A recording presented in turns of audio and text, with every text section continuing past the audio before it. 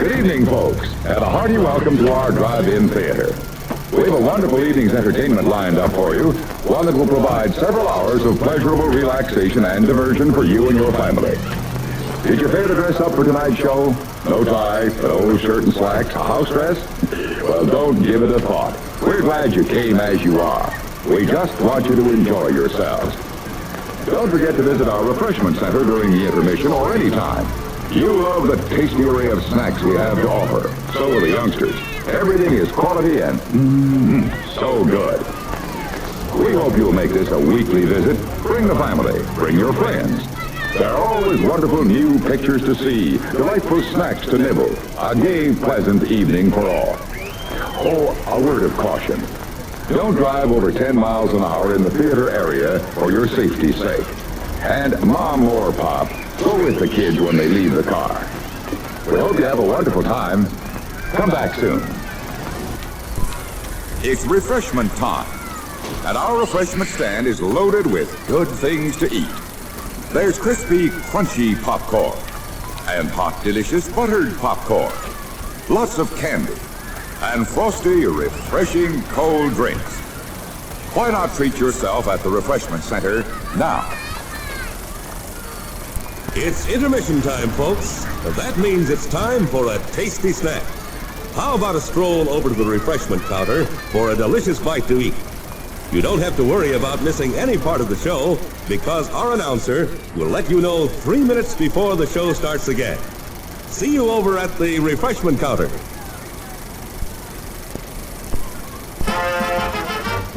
We are about to witness the takeoff of the first manned rocket to outer space. We pick up the count. 7, 6, 5, 4, 3, 2, 1, 0. We're off to visit the planets. There are treats galore in the stars. Venus is loaded with candy, and ice cream is found upon Mars. The soda pump's fizzing on Saturn. When you're thirsty, it sure hits the spot. And Jupiter's really jumping. The popcorn is buttered and hot. But the best of them all is the planet, where all of these treats are a hang. And that is the spot we now head for, our theater refreshment stand.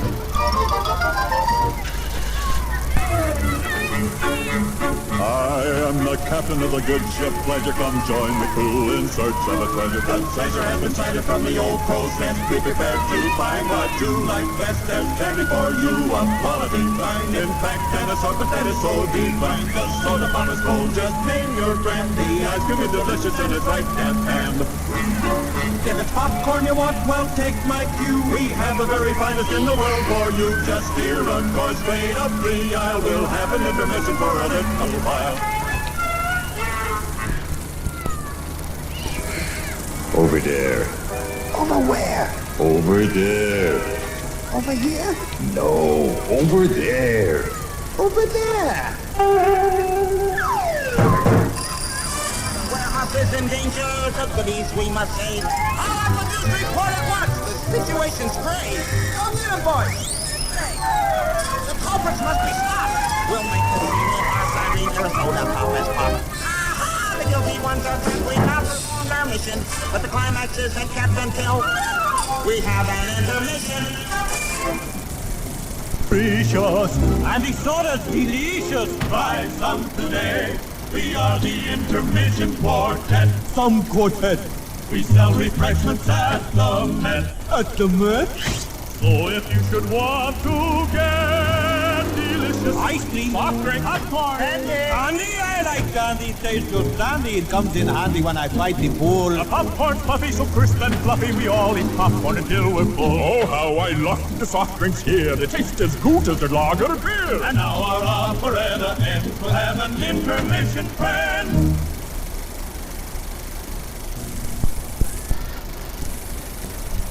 Candy is delicious food, eat them every day. Oh, we ride in the rodeo, roping steers and busting broncos, and we haven't had a bite to eat since dawn. We are hungry and we're dragging, but here comes the old jug wagon with the fiddles that we long for. Bring her on! Now I'm the U.S. Marshal. The soft drinks I am partial. And this popcorn's good. My gosh, I say it be. We like 'em, lick 'em, ice cream, and this ice cream, very nice cream. You buy 'em, and you try 'em, and you see. Now it's time for intermission, so let's all hit the trail and gather around the sweet bar where these goodies are on sale.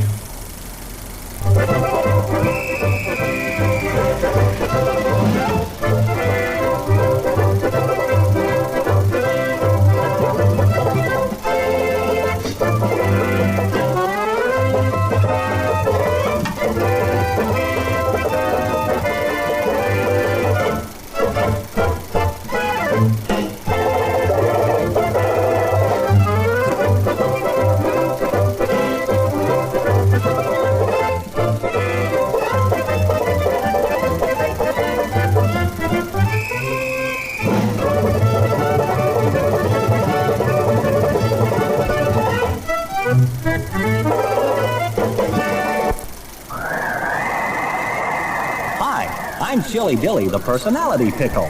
Packed in a jar for the freshest flavor. Served cold in a sack for you to savor. So dainty to eat, no muss, no fuss. An ideal snack for all of us. Crisp, tender, and tasty with a bit of spice. Buy one now. Taste how nice. Snack bar clerks will knock themselves silly. Speeding your order for a real Chili Dilly. Men, there's a drive-in movie full of juicy people. Wow! It's a trap! Oh, help! It's Pig! We've had it, men. A pleasant aroma for you, but not for mosquitoes. Pick is easy to use. Light it and forget it. Pick's aroma keeps mosquitoes, gnats, and sandflies away. Pick is the best protection for barbecues, fishing and camping trips, or just relaxing in the yard. So if you don't want our company ever anywhere, just like Pick him. See what I mean? Bye. Pick is on sale at the refreshment stand now. Here's the way we quench our thirst, quench our thirst, quench our thirst. Here's the way we quench our thirst. At the refreshment counter, now's the time to yum, yum, yum, yum, yum, yum, yum, yum, yum. Now's the time to yum, yum, yum. At the refreshment counter, popcorn, drinks, and candy too, candy too, candy too. Popcorn, drinks, and candy too. At the refreshment counter, at the refreshment counter, at the refreshment counter.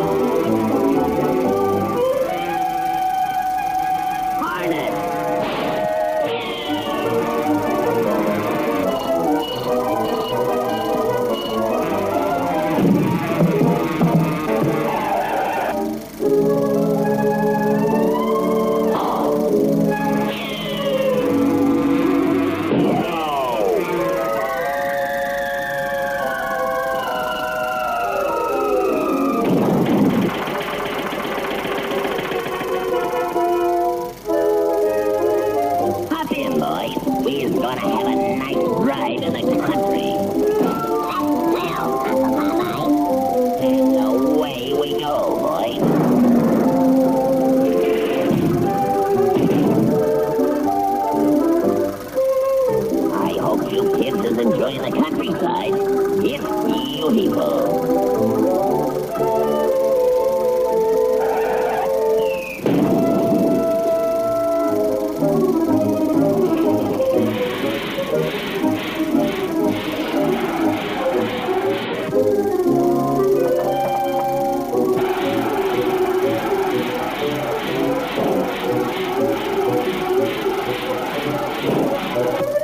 Wipe them rascals, take some across me.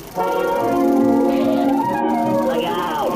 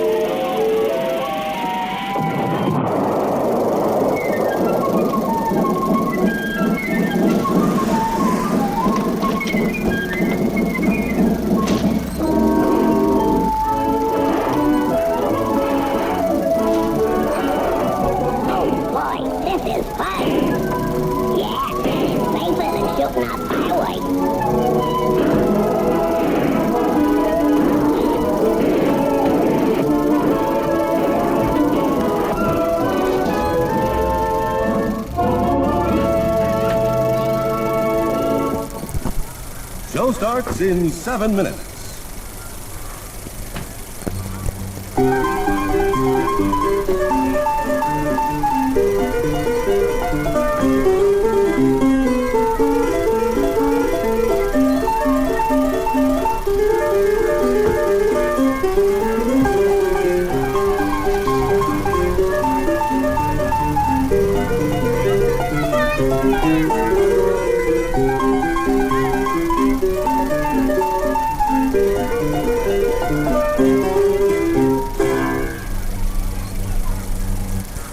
Hungry?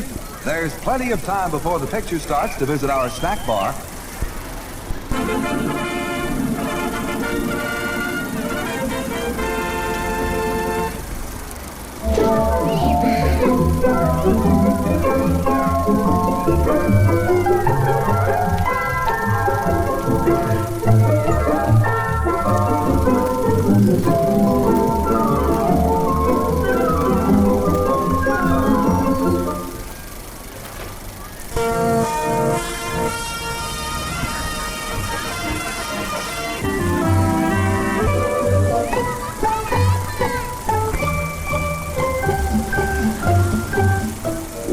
To your favorite drive-in theater and a sparkling new season. Watch our screen and local newspapers for all the fine shows coming this way. Show after show will feature the latest hits, the biggest stars for fun-filled, pleasure-packed evenings. Relax, come as you are, and spend an enjoyable night out with the entire family. No parking problems, no babysitting problems. And there are always tasty snacks at our modern refreshment stand. Thanks, folks. And once again, welcome back. Here's magic, popcorn magic. Only hot, fresh, perfectly seasoned popcorn can satisfy that movie time popcorn craving. So if you like popcorn, you'll really like ours. We start with the best and make it better. Get plenty for everybody now. To add to your enjoyment of the movies, we offer cold, refreshing, full-flavored drinks, choice popcorn, freshly popped, crisp and tasty, and richly coated, taste-filled candy bars that are sure to please you. Yes, there are many good things here for your pleasure.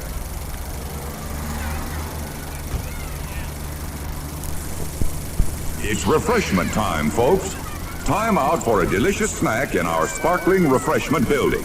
Every item a fresh, appetizing taste treat. Let's all go to the lobby. Let's all go to the lobby. Let's all go to the lobby to get ourselves a treat.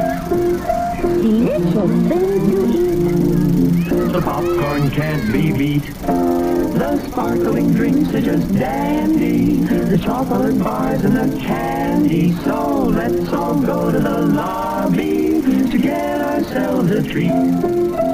Let's all go to the lobby to get ourselves a treat.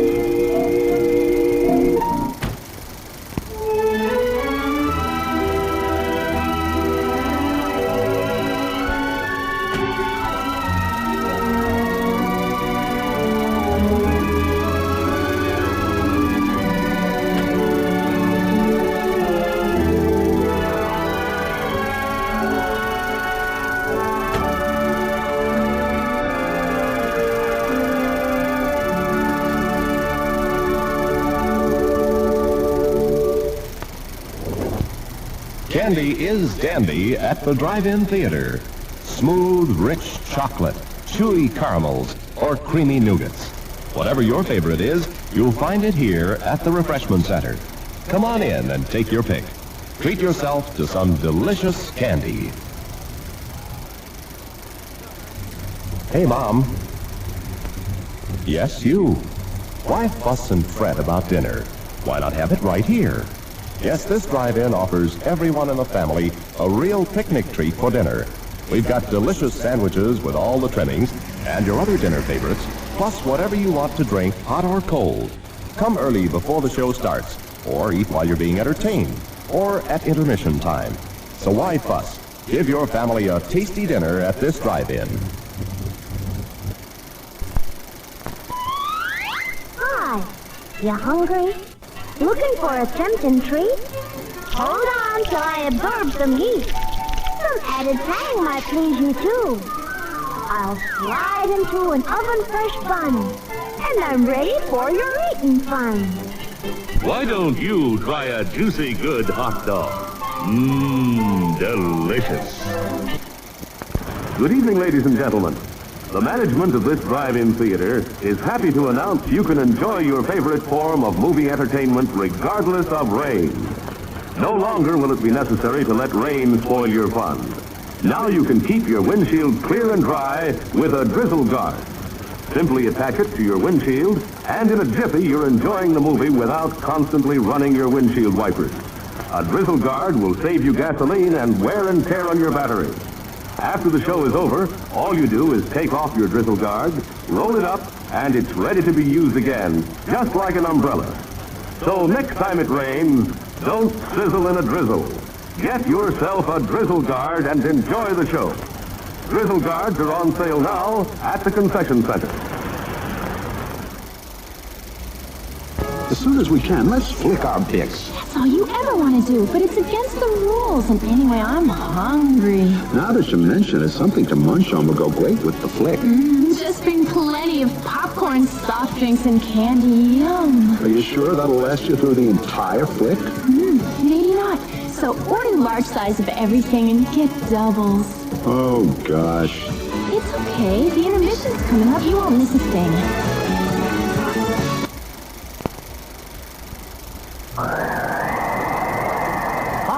I'm Chili Dilly, the personality pickle. Packed in a jar for the freshest flavor.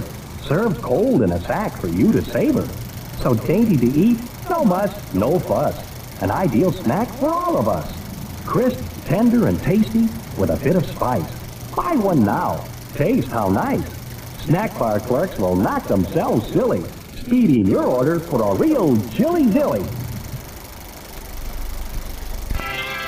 Jim Rex? What's Jim Rex? Would you believe a movie audience guide presented as a public service by this theater's management to help you select your motion picture entertainment? Well, that's what it is. And we urge you to learn these rating symbols and use them as a guide for you and your family. G means suggested for general audiences, all ages.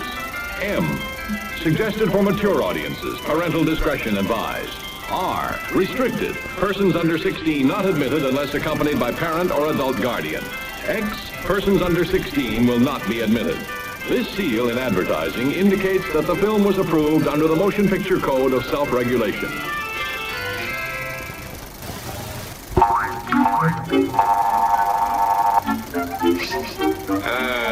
Yes, sir. May I help you? I'd like 2 of those, please. Hot dogs? Yes, sir. And 3 of those. And 1 of those. And 5 bars of these. And a cup of that nice hot liquid. Coffee. Coming right up. Oh, and 2 bags of those peculiar white puffy material. You mean our crunchy popcorn? Shall I wrap that for you, sir? Oh, that's all right. My saucer's just outside. They come from miles to enjoy our intermission.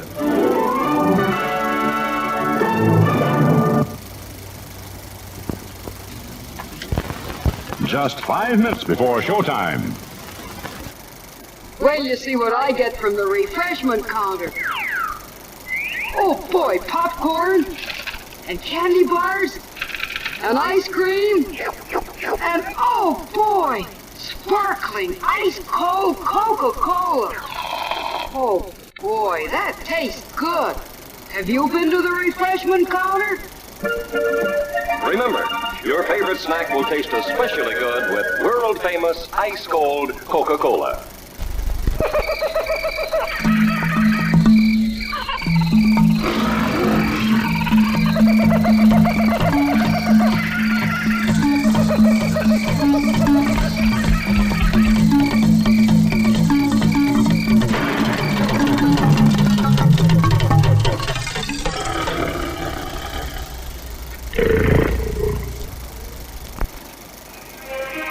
Drive away your worries and cares at this drive-in theater, where you will see the finest motion pictures of all time, soon to be released. Drama, comedy, adventure, excitement, something for everyone.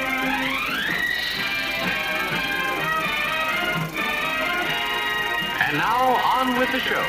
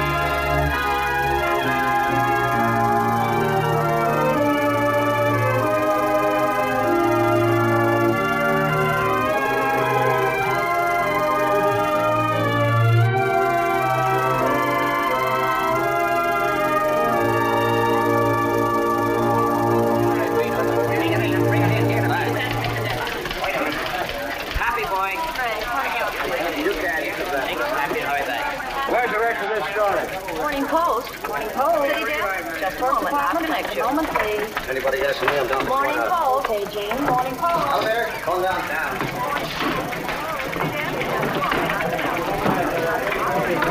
Hello, Hildy. Oh, hi, Skinny. Hello, Ruth. Hello, Maisie. Hello, Hildy. How are you? Tell me, is the Lord of the Universe in? Yes, he's in. In a bad humor. Somebody must have stolen the crown jewel. Shall we announce you? Oh, no. I'll blow my own horn. He said, Ruth, you better wait here. I'll be back in 10 minutes. Even 10 minutes is a long time to be away from you. What did you say? Huh? Go on. Oh, go ahead. Oh, I just said even 10 minutes is a long time to be away from you. I heard you the first time. I like it. That's why I asked you to say it again.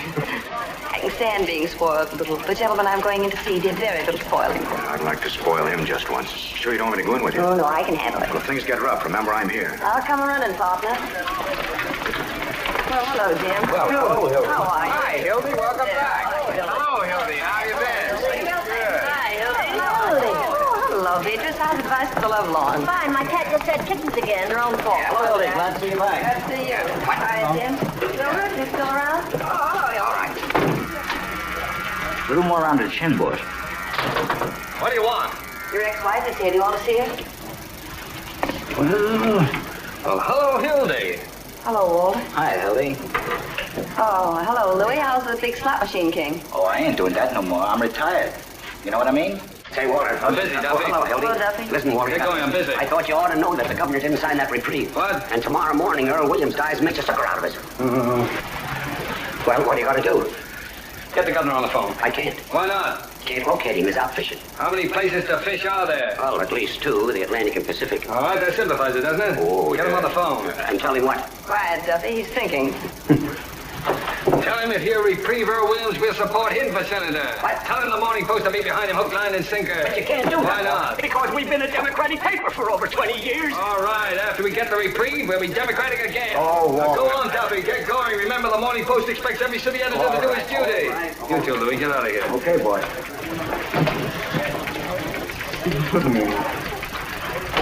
Well, Walter, I see you're still at it. It's the first time I ever double-crossed the governor. What can I do for you? Well, would you mind if I sat down? There's been a lamp burning in the window for you, honey. Here. Oh, I jumped out that window a long time ago, Walter. Oh, may I have one of those? Sure. And the match. Thank you. Well, well. How long is it? How long is what? You know what? How long is it since we've seen each other? Oh, well, let's see. I spent 6 weeks in Reno, then Bermuda. Oh, about 4 months, I guess. Seems like yesterday to me. Maybe it was yesterday, Hildy. Been seeing me in your dreams? No, Mama doesn't dream about you anymore, Wally. You wouldn't know the old girl now. Ah, yes, I would. I'd know you any time, any place. Anywhere. Ah, you're repeating yourself, Walter. That's the speech you made the night you proposed. Yeah, I know that you still remember it. Of course I remember it. If I didn't remember it, I wouldn't have divorced you. Yes, I wish you hadn't done that, Hildy. Done what? Divorce me. Makes a fellow lose all faith in himself. Almost gives him a feeling he wasn't wanted. Oh, now, look, Junior, that's what divorces are for. Nonsense. You've got an old-fashioned idea. Divorce is something that lasts forever, till death do us part. Why, divorce doesn't mean anything nowadays, Hildy. Just a few words mumbled over you by a judge. We've got something between us nothing can change. Well, I suppose you're right in a way, Walter. Sure, I'm right. I am fond of you, you know. And a girl? I often wish you weren't such a stinker. Yeah.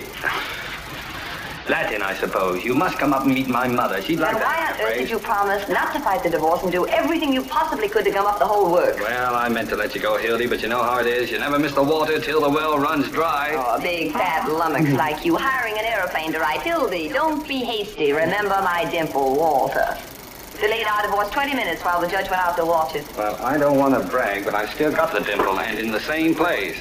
Look, Hildy, I only acted like any husband who didn't want to see his home broken up. What home? What home? Don't you remember the home I promised you? Sure I do. That was the one we were to have right after the honeymoon. That honeymoon. Oh, was it my fault? Did I know that coal mine was going to have another cave-in? I intended to be with you on our honeymoon, Hildy. Honest, I did. All I know is that instead of 2 weeks in Atlantic City with my bridegroom, I spent 2 weeks in a coal mine with John Krupski. You don't deny that, do you, Walter? Deny it? I'm proud of it. We beat the whole country on that story. Suppose we did. That isn't what I got married for. Oh, what is the good? Look, Walter. What I came up here to tell you is that you must stop phoning me a dozen times a day, sending me 20 telegrams. I write a beautiful telegram, don't I? Everybody says so. Are you going to listen to what I have to say? Look, what's the use of fighting, Hildy? I'll tell you what you do. You come back to work on the paper. If we find we can't get along in a friendly fashion, we'll get married again. What? Certainly, I haven't any hard feelings. Oh, Walter, you're wonderful in a loathsome sort of way. Now, will you please be quiet just long enough for me to tell you what I came up here to say? Have some lunch. And you I have a lunch date already. Tell you, I'll break it. I cannot break That'd be it. okay. Will you Come take on. your hands on me? What are you playing, osteopath? Temper? Oh, listen, Walter. You are no longer my husband and no longer my boss. And you're not going to be my boss. What's that supposed to mean? Just what I say. You mean you're not coming back to work on the paper? All right, Mr. Burns, for the first time today. Got a better offer, huh? You bet I've got a better All right, go on, take it, work for somebody else. That's the gratitude I get. Oh, I wish you'd stop you came here 5 years ago, a little college girl from a school of journalism. I took a doll-faced hick. Well, it wouldn't take me if I hadn't been doll-faced. Oh, why should I? I thought it'd be a novelty to have a face around here a man could look at without shuddering. Listen, Walter. Listen, I made a great reporter out of you, Hildy, but you won't be half as good on any other paper, and you know it. We're American. Oh, all right, go ahead. Listen, Walter, please. The paper's gonna have to get along without me. So are you. Just didn't work out, Walter. Well, it would have worked out if you'd been satisfied with just being editor and reporter, but not you. You had to marry me, spoil everything. I wasn't satisfied. I suppose I proposed to you. Well, you practically did, making Google eyes at me for 2 years until I broke down. Oh, Walter. And I still claim I was tight the night I proposed to you. If you'd have been a gentleman, you'd forgotten all about it, but not you. You're losing your eye. You used to be able to pitch better than that. Hello? Yeah? What? Sweetie? Well, what can I do for you? What? Wait a minute. I'm not Sweetie. I'm Duffy. Listen, Sweetie, you can't do that to me. Not today of all days. What's the matter with you? Are you loony? Jumping Jehoshaphat. Now, listen, Sweetie, this is no time. Oh, all right, I suppose so. Yes, if you have to, you have to. She had to. How do you like that? Everything happens to me. 365 days in a year, and this has to be the day. What's the matter, Walter? Sweeney. Dead? Oh, I might just as well be. The only man on the paper that can write, and he picks the day to have a baby. Well, he didn't do it on purpose, did he? I don't care whether he did or not. He's supposed to be covering the Earl Williams case. And where is he? Walking up and down in a hospital. Is there no sense of honor in this country? Oh, well, haven't you got anybody else? No. No, there's nobody else on the paper that can write. This'll break me. Unless... Hildy. No. Hildy, you gotta help me out. Get out of here, Duffy. I'm busy. No, please, take your breath. This'll bring us back together again, just the way we used to be. I'm afraid of any time, any place, anywhere. Don't mock me. This is bigger than anything ever happened to us. Don't do it for me. Do it for the paper. Cranston, golly. If you won't do it for love, how about money? Forget the other offer. I'll raise you $25 a week. Listen to me, you great big bundle-headed I'll give you $35 and not a cent more. Oh, are you gonna listen? Well, good grief, how much is that other paper gonna pay you? There isn't any other paper. Oh, well, in that case, you raise it off. You go back to your old salary and back. How do you like that? Trying to blackjack me. Well, I want to show you something. I'm It's busy. here, it's a ring. Take a good look at it. You know what it is? It's an engagement ring. Engagement ring? I tried to tell you right away, but you would start reminiscing.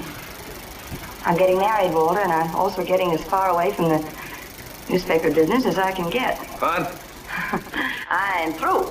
You can mad all you want to, Hildy, but you can't quit the newspaper business. Oh, why not? I know you, Hildy. I know what quitting would mean to you. And what would it mean? It would kill you. You can't tell me that, Walter Burns. Who says I can't? You're a newspaper man. That's why I'm quitting.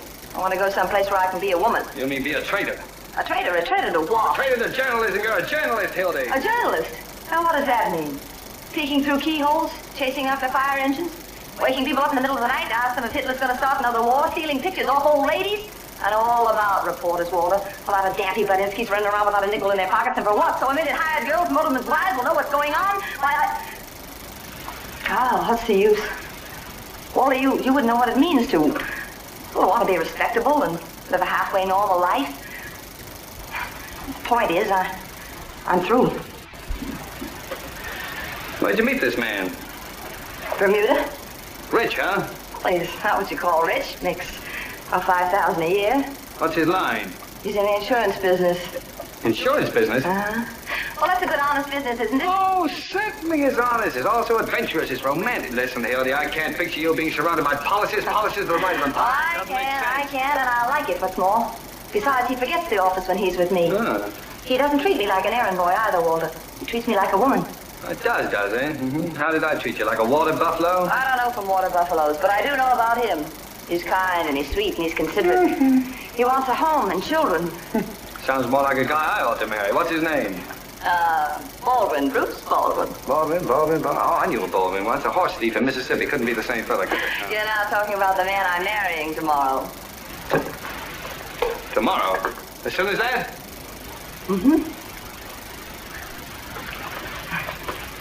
Well, at last I got out what I came up here to tell you. Guess there isn't any more to the story. So long, Walter. So long, Hildy. And better luck to you next time. Thanks. Oh, Hildy. Huh? Well, it kind of took the wind out of my sails. Look, honey, I just want to wish you everything I couldn't give you. Oh, thank you, Walter. This other fellow, well, I'm sorry I didn't get a chance to see him. I'm more or less particular about whom my wife marries. Where is he? Oh, he's right on the job, waiting for me out there. Do you mind if I meet him? Oh, no, Walter. It wouldn't do any good, really. Oh, no, you're not afraid, are you? Afraid? Of course not. Well, then, come on. Let's see this paragon. Is he as good as you say? Oh, he's better. And then what does he want with you? Oh, now you got me. Hang on now, Mildred. Okay. Oh, I am sorry, Hildy. I suppose Bruce, what's his name? Baldwin. Baldwin. I suppose he opens doors for you. He does, and when he's with the lady, he takes his hat off. Oh, I am sorry. And when he walks with the lady, he waits for her. Oh, well, in that case. Allow me. Well, I can see right away my wife picked out the right husband for herself. How do you do, sir? Must be some mistake. I'm already married. Already married? Oh, Hildy, you should have told me. Well, congratulations again, Mr. Baldwin. Oh, no, my name Oh, excuse me, will you? I'm terribly busy. Just leave your card with the boy. What did you say, Mr. Baldwin? My name is... Mr. Burns. Some other time. I'm busy with Mr. Bruce Baldwin here. I didn't hear what you said, Mr. But I was Baldwin. going to say that my name... Now, look, what is it with you? Can't you see that... Oh, you're Bruce Baldwin? Yes. Who is he? Who are you? My name's Pete Davis. Well, Mr. Davis, is this any concern of yours? Oh, no. Well, from now on, I thank you to keep your nose out of my affairs. And don't let it happen again, that's all. Mr. Baldwin, I'm terribly sorry about this mistake. This is indeed a pleasure. Oh, that's wrong, isn't it? Well, Bruce, you see, I thought... You don't mind if I call you Bruce, do you? After all, we're practically related. Oh, not at all. You see, my wife, that is your wife, I mean Hildy... Oh, Hildy, you know, you led me to expect you were marrying a much older man. Oh, really? What did I say that led you to expect don't worry about it. I realize you didn't mean old in years. You always carry an umbrella, Bruce? Well, it looked a little cloudy this morning. That's right. Rubbers, too, I hope. Hello, boy. A man ought to be prepared for any emergency. Well, Walter, I think we better be running along. Yes, we better be going. Where are we going? I'm taking you two to lunch. Didn't you tell him, Hildy? No, she didn't. Well, I guess she just wanted to surprise you, Bruce. After you. After you, Hildy. Wasting your time, Walter. Won't do you a bit of good. No, I'm glad to do it. Glad to do it. Well, hello, Gus. Well, don't tell me it's you, Hildy. It's none other. How have things been? Well, I can't complain. Well, I can't. I'm hungry. Get me a roast beef sandwich. Where on white... Oh, sorry. On white bread. Over there, Bruce. That's right here. And you, Hildy? Oh, I'll have the same, I guess. Are you, sir? Yes, that's all right for me. Bring some mustard, too, Gus. Yes, sir. Well. So, you two are going to get married, huh? How's it feel, Bruce? Feels awful good. Yes, sir. Well, you're getting a great little girl for yourself. I realize that. Things have been different for me ever since I met Hildy. I've never met anyone quite like her before. Everybody else I've ever known, well, you could always tell ahead of time what they were going to say or do. But Hildy's not like that. Huh? You can't tell that about her. That's nice. Yes, well, you're getting something else, too, Bruce. You're getting a great newspaper man. No orchids, Walter. One of the best I ever knew. Sorry to see her go. Darn sorry, Hildy. I'd like to believe you meant that. Well, I do mean it. Listen, if you ever want to come back to the newspaper business... Which I won't. Oh, well, in spite of everything, if I ever do, there's only one man I'd work for. Bet your life I'd kill you if you ever worked for anybody else. Now, you hear that, Bruce? That's my diploma. It must be quite a business if it's... Hildy, are you sure you want to quit? Now, Bruce, what do you mean? Well, I mean, if there's any doubt about it, or if there's anything that... No. This is your chance to have a home and to be, like you said, a human being, and I'm going to make you take that chance. Certainly. Why, I wouldn't let her stay. No, she deserves all this happiness, Bruce, all the things I couldn't give her. Yeah, all she ever wanted was a home. Well, I'll certainly try to give her one. I know you will, Bruce. Where are you going to live? Albany. Albany, huh? You got a family up there, then? Oh, just my mother. Just a mother, huh? Mm-hmm. Oh, you're going to live with your mother? Well, just for the first year. Oh, well, that will be nice. Yes. A home with mother. In Albany, too. Mighty nice little town, Albany. They've got the state capitol there, you know. Yeah, I know, yeah. Well, we were there once. Listen, will you ever forget the night you brought the governor back to the hotel? You see, I was in taking a bath while I came walking out without... she didn't know I was in town. Well, Bruce, how is business up there? Any better? Well, Albany's a mighty good insurance town. Most people there take it out pretty early in life. Yeah, well, I can see why they would. Statistics show that most of our policies... You know, Bruce, I've got a feeling I ought to have taken out a little insurance. Of course, that really doesn't matter now that Hildy and I have, well, you know, we've, does it? What does it? What do you think? Still, sure that it might have been a good idea if I had taken out a little insurance. Well, I honestly feel that way. I figure I'm in one business that really helps people. Yeah. Of course, we don't help you much while you're alive, but afterward, that's what counts. Sure. I don't get it. Nice going. So sorry, Gus. My foot must have slipped. Oh, that's all right. What would you like to drink? Coffee, Gus. Shall I put some rum in the coffee? It's a nasty day. Sure. Oh, me too, Gus, please. And you, sir? Not for me, thanks. Go on, Bruce. Have a No, I have a lot to do this afternoon. I have to buy the tickets and check the baggage. Well, do it tomorrow. There's plenty of time. Well, we're leaving today at 4 o'clock, taking the sleeper for Albany. Oh, you're leaving today at 4 o'clock, huh? Say, that's only 2 hours. It doesn't give us much time as that. No, and I've got a lot to do. I want to get to the office. Look at that. And silly, all down over my front. Oh, that's nothing new here. Oh, never mind. Okay, Gus. Hey, Gus, do something about this. Call me to the telephone as soon as I get back to the table. Sure. Thanks, Gus. That's fine. Hey, it's on. I'm terribly sorry about that. That's silly, wasn't it? Listen, Bruce, let me get that straight. I must have misunderstood you. You mean you're taking the sleeper today and then getting married tomorrow? Oh, well, it's not like that. Well, what is it like? Oh, poor Walter. He'll toss and turn all night. Perhaps we better tell him Mother's coming along, too. Mother? Well, your mother kicked the bucket about my mother. Oh, your mother? Oh, well, that relieves my mind. It was cruel of us to let you suffer that way. Isn't Walter sweet? Always wanting to protect me. Well, I admit I wasn't much of a husband, but you can always count on me, Hildy. I don't think she'll need you very much, Mr. Burns. I aim to do most of the protecting myself. Mr. Burns, telephone. For me? Yes, sir. That's strange. Pardon me. You know, Hildy, he's not such a bad fellow. No, he should make some girl real happy. Hmm? Laugh happy. He's not the man for you, I can see that, but I sort of like him. He's got a lot of charm. When it comes about naturally, his grandfather was a snake. Hello? Hey, Duffy, listen. Is there any way we can stop the 4 o'clock train to Albany from leaving town? We might dynamite it. Could we? Oh, maybe we couldn't. Oh, now get this. Get hold of Sweeney and send him out of town on a 2 weeks vacation right away. All right, keep your shirt on. Hilda's coming back. No, she doesn't know it yet, but I promise you she's staying here. And listen, tell Louis to stick around the office. I may need him. Goodbye. Thanks, Gus.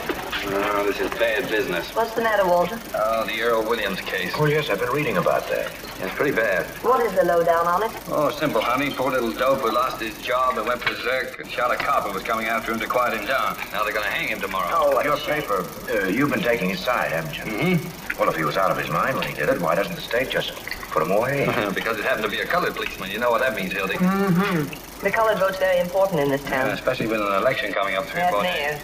He'd hang his own grandmother to be reelected. Well, I should think you could just show that the man wasn't responsible. That's not so easy. Maybe it isn't so hard either. Why, what do you mean, Hildy? Well, don't they have to have another expert examine him before they hang him? Sure, a bird named Egelhoff is going to do it. Well, he'll say the same as all the rest. Suppose he does. Well, what's your scheme, Hildy? Look, Walter, you get the interview with Earl Williams. Print Egelhoffer's statement. And right alongside of it, double column, run your interview. Editor says he's sane. Interview shows he's goofy. Oh, Hildy, you could do it. You could save that poor devil's life. You could. They're going away, I forgot. That's right. How long would the interview take? Oh, about an hour for the interview, another hour to write it. That's about all. Hildy, we could take the 6 o'clock train if it'd save a man's life. No, Bruce. If you want to save Earl Williams' life, you write the interview yourself. You're still a good reporter. Oh, Hildy, you know I can't write that kind of thing. It takes a woman's touch and needs that heart. Now, don't get poetic, Walter. Get Sweeney. He's the best man you've got on the paper for that soft sister stuff. Poor Sweeney. Duffy just told me his wife finally had twins. Isn't that terrible?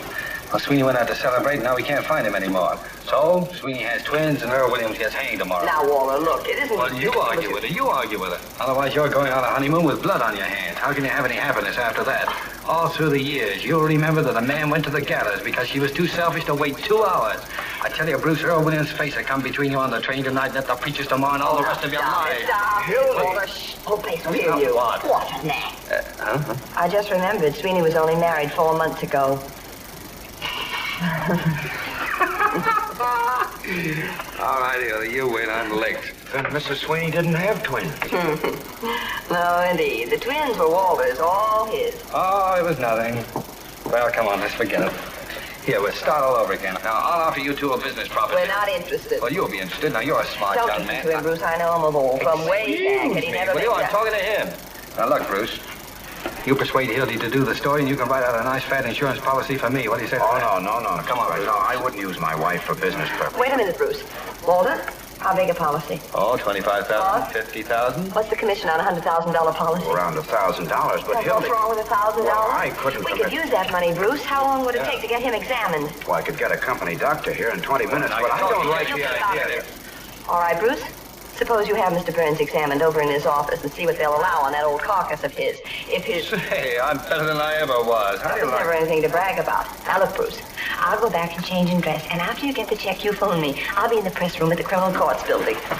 Oh, Walter. What? By the way, I think you better make that a certified check. What do you think I am, a crook? Yes. No certified check, no sorry. Get me? It'll be certified. Want my fingerprints? No, thanks. I've still got those. Gus, how much do I owe you? Thank you, dear. Oh, Bruce. Yeah, oh, I'm sorry. It's all right. How much money have you got with you? You know, everything we have, $500. Give me the $500. But I have to buy the tickets. I'll buy the tickets. But believe me, dear, I know what I'm doing. He gets you in a crap game. Hildy, I don't gamble. I know a lot of people that never did anything to net Walter Burns. Please, dear. All right, but remember, it's everything we have in the world. I know. Oh, Bruce. You got change of 10? Oh, I just... See what I mean, don't you, Bruce? I just gave everything I had to Hildy. All I've got left. Oh, come on, Hildy. Not me. Sign it. Oh, all right. For the waiter. Come on, Bruce. I'll open for a dime. I'm in. I'll stay. Right. Wilcox, 3,400. Come in. 2. Say, take that one of you birds. Well, you ain't doing anything, Ernie. I'll take 2. And 1 to the dealer. Hey, what's the matter with you guys? Crippled or something? Press room, huh? see. Wait a minute. Hello, Sarge. McHugh talking. Hold the line, will you? What? Hello. No, I told you this is the press room in the Criminal Courts building. Oh, Jake, new lead on the hanging. This alienist from New York, Dr. Max J. Egelhofer. Egelhofer. Yeah, he's going to interview Williams in about half an hour in the sheriff's office. That must be about the 10th alienist they put on Williams. If he wasn't crazy before, he would be by the time 10 of those babies got through psychoanalyzing him. Give me the desk. Is this guy Egelhofer any good? Figure it out for yourself. He's the guy they sent to Washington to interview the Brain Trust. Blimey. He said they were saying. Here's the situation on the eve of the hanging. I'll pick up a little fudge. This is Murphy. More slop on the hanging. A double guard has been thrown around the jail, municipal buildings, railroad terminals, and elevated stations to prepare for the expected general uprising of radicals at the hour of execution. The sheriff has just put 200 more relatives on the payroll to protect the city from the Red Army, which is leaving Moscow in a couple of minutes. Trouble is, when the real Red Menace shows up, sheriff will still be crying wolf. What do you got? Is that good? Sure looks good from here. Well, Hildy, when did you get back? How are you, Ernie? Hi, Hildy. Glad to see you. Glad to see you, Max. Where'd you get the hat? Yeah, I paid 12 bucks for that. Back to work? No, it's just a farewell appearance. I'm going into business for myself. What doing? I'm getting married tomorrow. Again? Are we invited to the wedding? Well, I might use you for a bridesmaid, Roy. How are you, Murphy? Hildy? What are you getting married for, Hildy? None of your business. You ain't fooling us, are you, Hildy? Fooling. Look what I've got in here. 3 tickets to Albany on the 6 o'clock train tonight. What do you mean 3? For me and my beau and, hats off, boys, his sweet darling mom. Oh, that's nice. What kind of marriage is that? It's going to be all right. I'm going to settle down. I'm through with the newspaper business. Can you picture Hildy singing lullabies and hanging out daddies? Popping lies over the back fence. Give me back as soon as she gets tired beating you I'm rugs. going to beat you rugs. I don't... Hey, there's 3rd and Jefferson, isn't it, where that central school is? No school this time of day. What do you care? You quit. Yeah, you said you were thrilled. I just thought it might be a good fire, that's all. Hey, what's that? Just practicing for the Williams party in the morning. Gonna miss a night's hanging, Hildy. Not interested. Tell him to pipe down.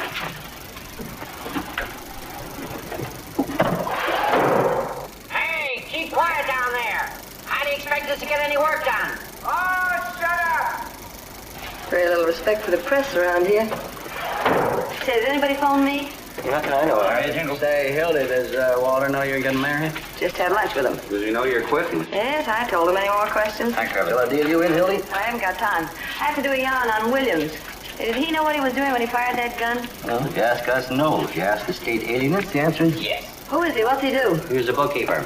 He starts in at $20 a week, and after 14 years, he gradually works himself up to $17.50. Come on, come. No, McCluskey Company goes out of business, and Williams loses his job. Time over. Can't get another. No, I'm in. So he starts hanging around the park, listening to a lot of soapbox spellbinders, making phony speeches, and begins to believe them. And make some of his own. Up a dime. I'm in. Anything else, Doc? No, that'll be about all, Mr. Burns. Everything okay? You have nothing to worry about. Good. How are you doing, Bruce? There's just one more thing, Mr. Burns. Yes, Mr. Burns, Mr. Ball. Goodbye, Doc. Thanks very much. Hey, Doc. Who's the beneficiary?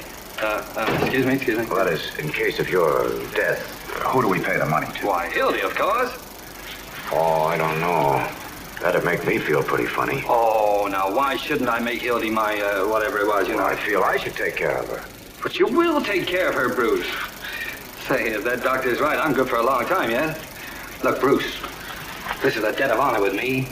I was a bad husband to Hildy. She could have claimed a lot of alimony if she wanted to, but she wouldn't take any. She had it coming to her, but she was too independent. Well, I'm independent, too. I know you are, Bruce. I know you are. But look, now you just figure it this way. I'm good for, well, we'll say at least 25 years yet.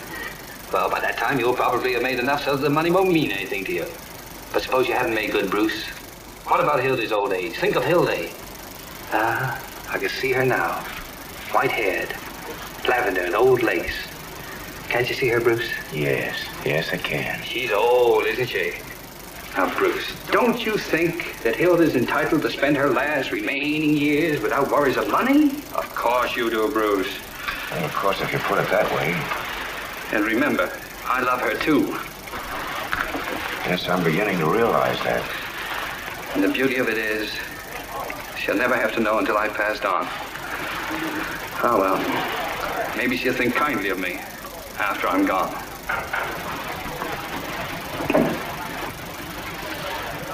Gee.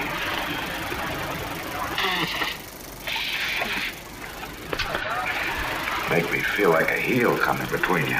No, Bruce, you didn't come between us. It was all over for her before you came on the scene. For me... Hey, Walter. It'll never be. What do you want? Can I see you a minute, please?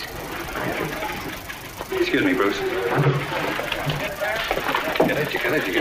Oh, where is it? Come on. There. Certified? Sure. But, Walter, that's for $2,500. Well, Bruce, here we are, certified and everything.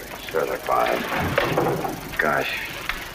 I'm afraid Hildy will feel ashamed to think she hasn't trusted you. But she'll know someday. Oh, yes.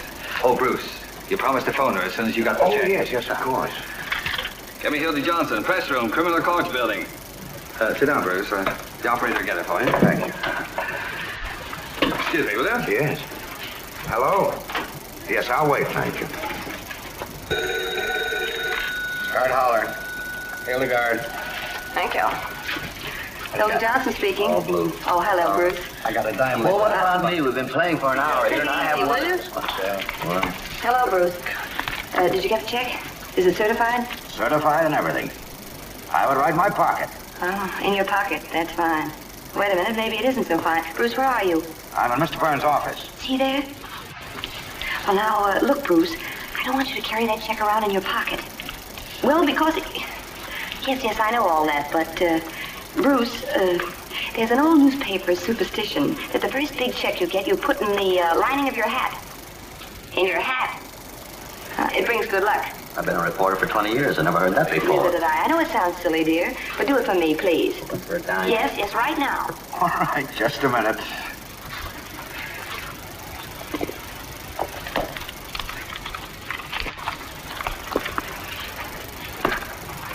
There you are, I've done it. Anything else? Oh, yes. All right. Uh-huh. Yes, I'll tell him. Goodbye. Well, everything all right, Bruce? Oh, yes, Hildy said to tell you she'll get right to work. Fine. Well, I must be going now. All right. Oh, Bruce, you don't want to forget this. My ring is Oh, up. thanks. Oh, you don't mind if I don't show you out, do you? No, not at all. Well, thanks for everything. Excuse me, what did you say? I said thanks for everything. Nonsense. Don't thank me. I should thank you. So long. So long.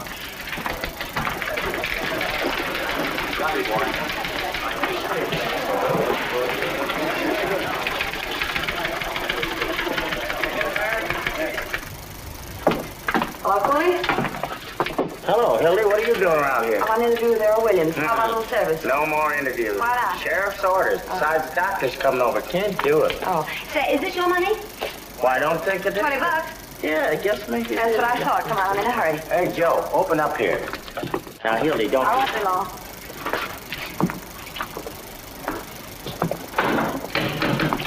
Hello, Earl. Hello? My name's Johnson. Mind if I talk to you for a few minutes? No, I haven't anything else to do. That's right.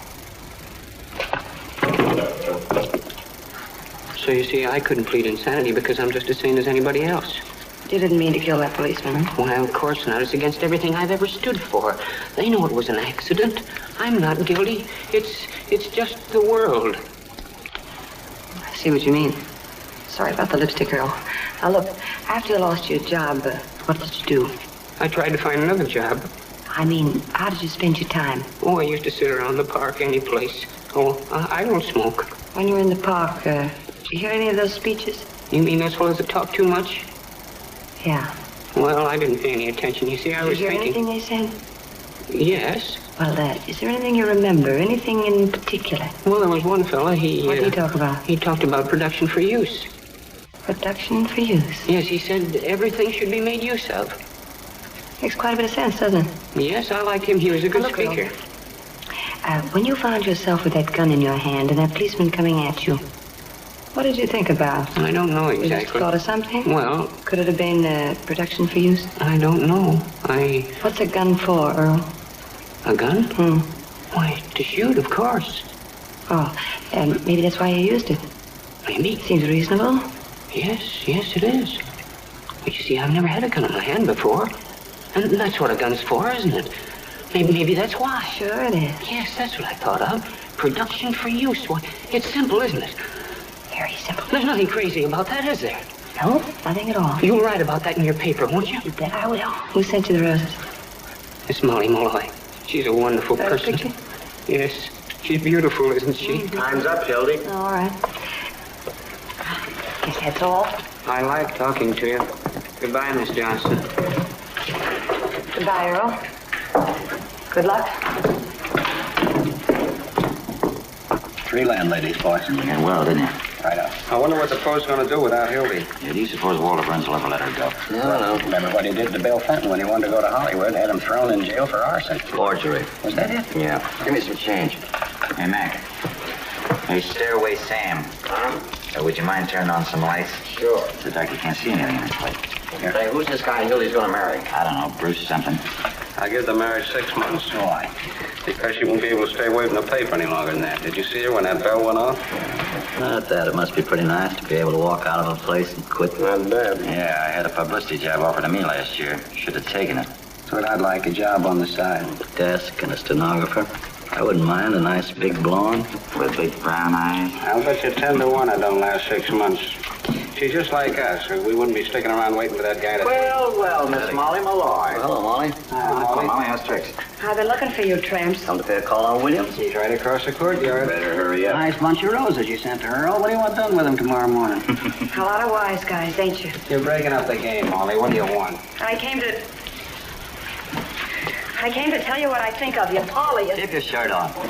If you was worth breaking my nails on, I'd tear your face wide open. What are you swore about, sweetheart? Wasn't that a swell story we gave you? Now, what do you want? You crumbs have been making a fool out of me long enough. I never said I loved Earl Williams and was willing to marry him on the gallows. You made that up. And about my being a soulmate and having a love nest with him. Well, you did, didn't you? You've been sticking around that cuckoo ever since they threw him in the death house. That's a lie. Everybody knows you're his girlfriend. I met Mr. Williams just once in my life. How many? 2. When he was wandering around in the rain without his hat and coat on, like a sick dog, the day before the shooting. Give me one. I went up to him like any human being would, and I asked him what was the matter. And he told me about being fired after being on the same job for 14 years. Who bets? That's 20 cents. And I brought him up to my room because it was warm there. I'll put it on a phonograph. Oh, listen to me, please. I tell you, he just sat there talking to me all night. He never once laid a hand on me. And in the morning he went away. And I never saw him again till that day of the trial. Sure, I was his witness. And what a witness. That's why you're persecuting me. Because Earl Williams treated me decent and not like an animal. Well, I your said chance so. at the press room. We're busy. Why don't you go see your boyfriend? Yeah, he's got a nice room. You won't have it long. He left a call for 7 a.m. No wonder a bolt of lightning don't come down and strike you all dead.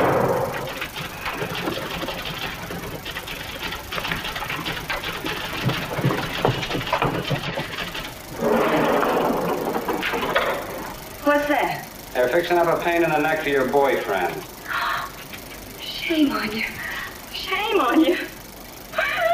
A poor little fellow that never met nobody no harm. Sitting there this minute with the angel of death beside him, and you crack All right, now, yourself. kid, you're going to get out of here. Now, come on. Hey, come on, Molly, let's get out of here. Oh, they ain't human. I know, they're newspaper men. All they've been doing is lying.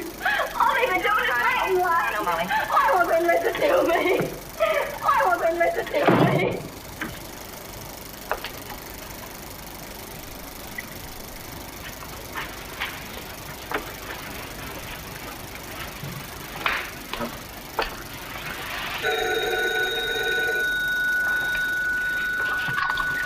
Hello. Who? Hildy Johnson? Hang on, she'll be back in a minute. You guys want to play any more cards? No, what's the use? I can't win anyway.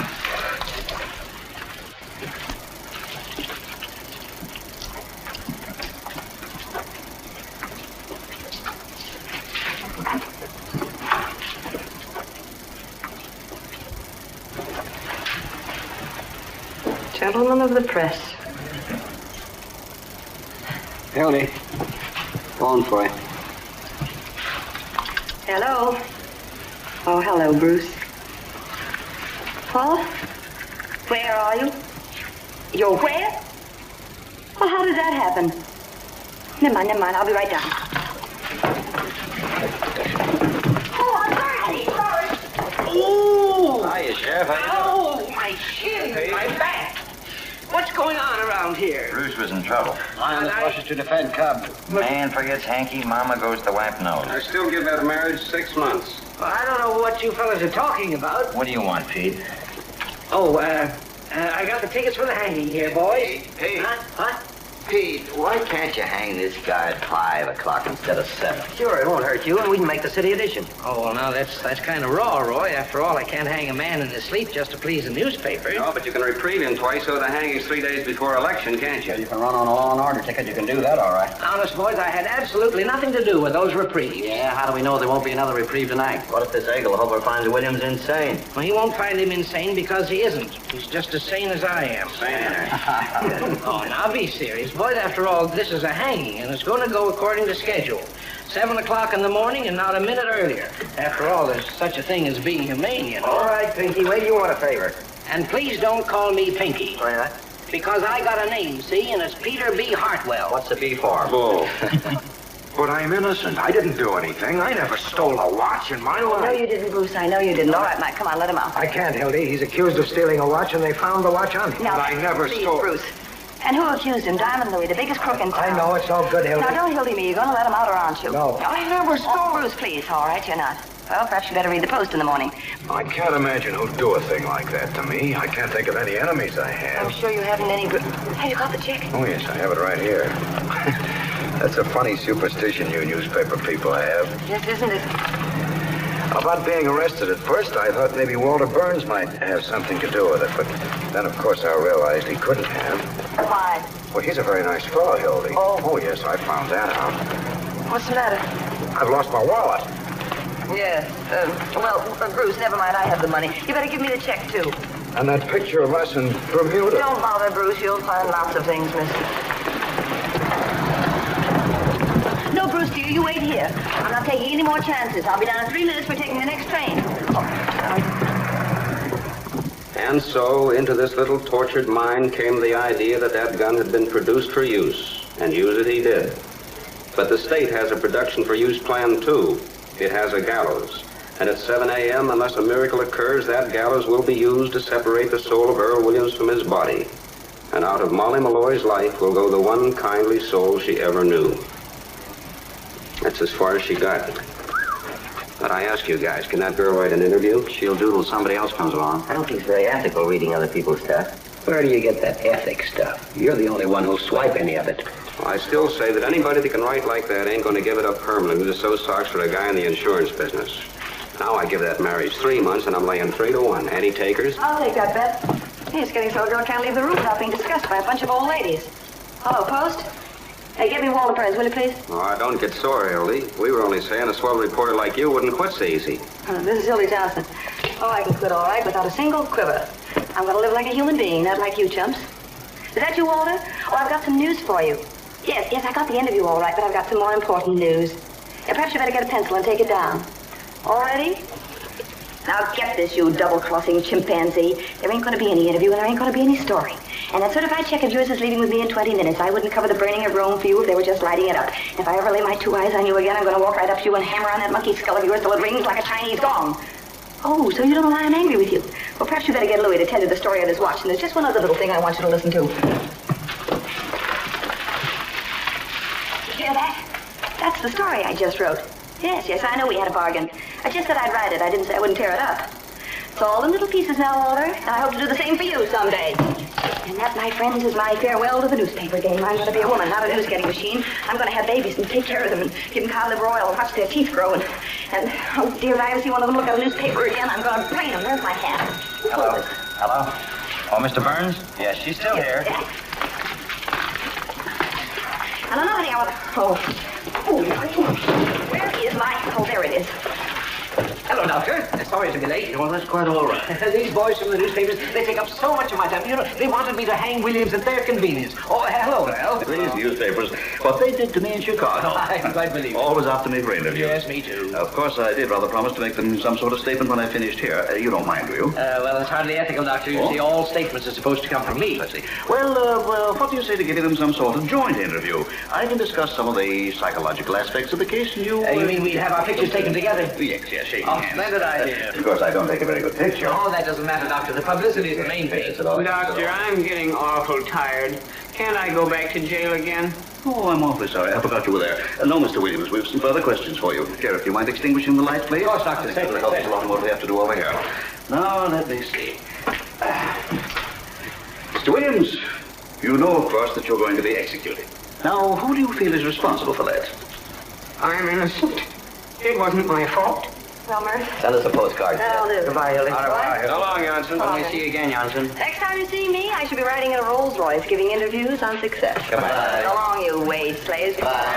Well, when you're calling up fire escapes and getting kicked out of front doors and eating Christmas dinners and one-arm joints, don't forget your pal, Hildy Johnson. And when the road beyond unfolds and the...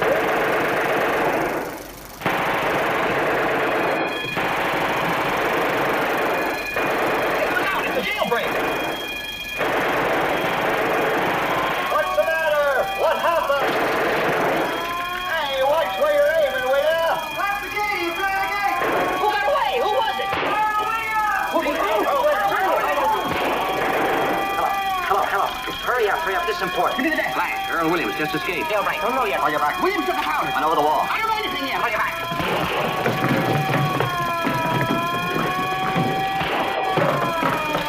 Oh, post get me Walter Burns, quick. Hildy Johnson.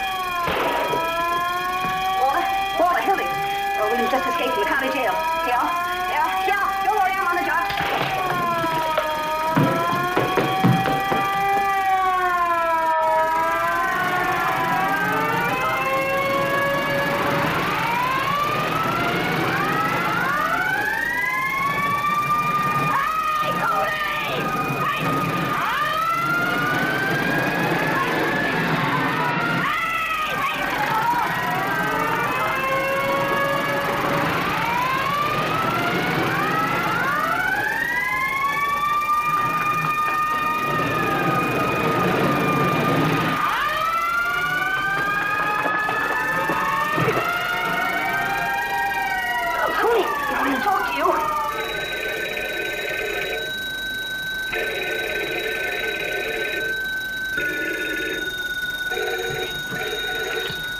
Give me a rewrite. He ain't here. Hello, Gil. Here's the situation now. You ready? Williams was taken over to the sheriff's private office to be examined by this Professor Egelhofer, and in a few minutes he shot his way out. No, nobody knows where he got the gun.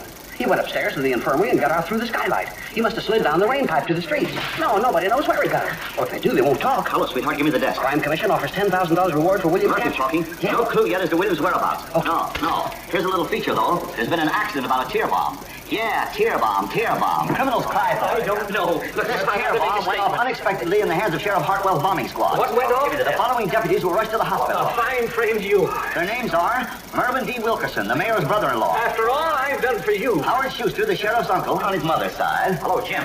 Highlights on Sheriff Hartwell's manhunt. William Mansfield, the sheriff's landlord, and Lester Winthrop, who married the sheriff's niece. You remember the very homely dame. All right, you ready? Hold your back. Mrs. William Rice, age 55, scrub lady, while scrubbing the 8th floor of the Commerce Building, was shot in the left leg by one of Sheriff Sheriff Hartwell's deputies. Look, There goes another scrub lady. It was only a flesh wound. They took her to the hospital. Call you back. McHugh speaking. Give me the desk. Hey, Mac.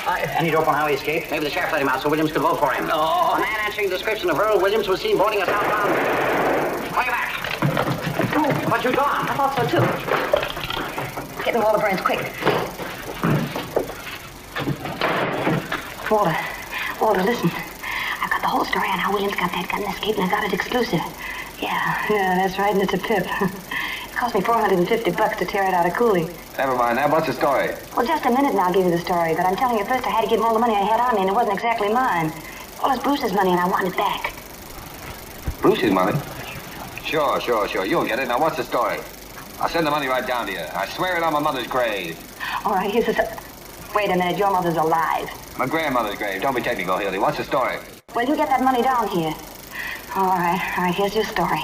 The jailbreak of your dreams. It seems this expert, Dr. Egelhofer, the profound thinker from New York, was giving Williams a final sanity test in the sheriff's office. You know, sticking a lot of pins in him so that he could get his reflexes. Well, he decided to reenact the crime exactly as it had taken place in order to study Williams's powers of coordination. Well, I'm coming to it. Of course, he had to have a gun to reenact the crime with, and who do you suppose supplied it? Peter B. Hartwell. B for brains. No kidding. I tell you, I'm not kidding. I'm not good enough to make this one up. Well, the sheriff gave his gun to the professor, and the professor gave it to Earl, and Earl shot the professor right in the classified ad. No ads. Ain't it perfect? If the sheriff hadn't rolled a red carpet and loaned Williams an umbrella, it couldn't have been more ideal. Who? Oh, no. Egelhofer wasn't badly hurt. They took him to the county hospital where they're awfully afraid he'll recover. Oh, that's great work, Hildy. Huh? I'll stop worrying about the money. I'll see you get it in 15 minutes. Well, I better get it in 15 minutes. Bruce is downstairs waiting in a taxi cab for me, and we're in a hurry. Hold on a minute. Hey, Benji, come here. There's a guy waiting in a taxi in front of the criminal courts building. His name is Bruce Baldwin. What does he look like? He looks like that fellow in the movies, Ralph Bellamy. Oh, him? Can you handle it? I've never flopped on you yet, have I?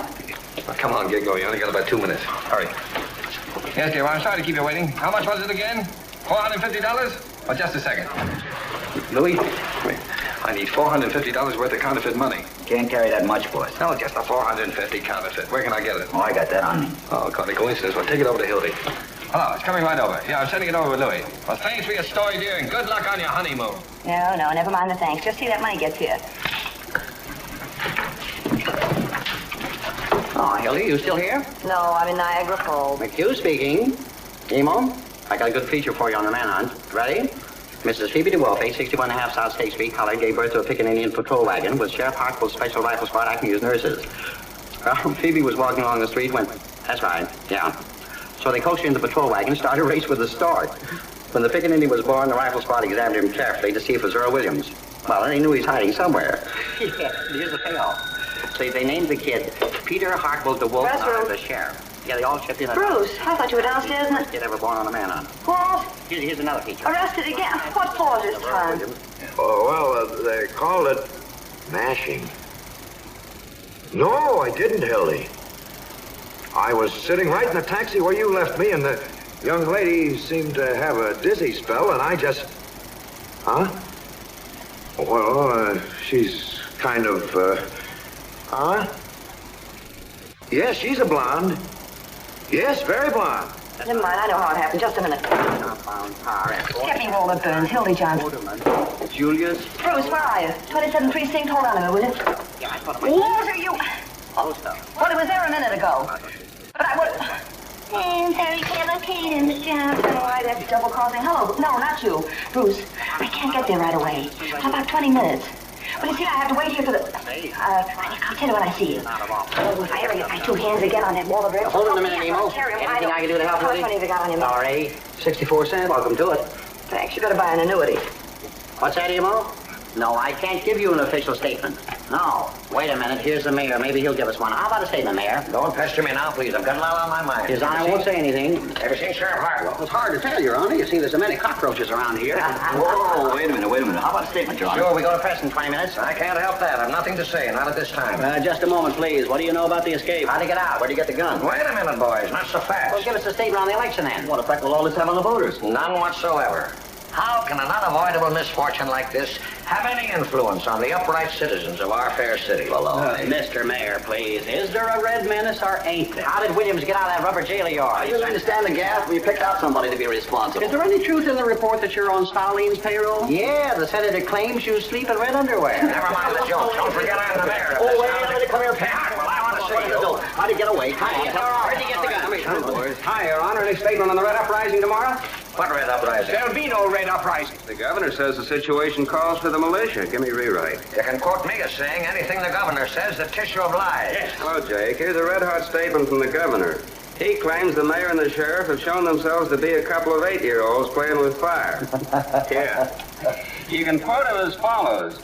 It is a lucky thing for the city that next Tuesday is election day, as the citizens will thus be saved the expense of impeaching the mayor and the sheriff. That's all. Call you back. Nice to have seen you, Mayor.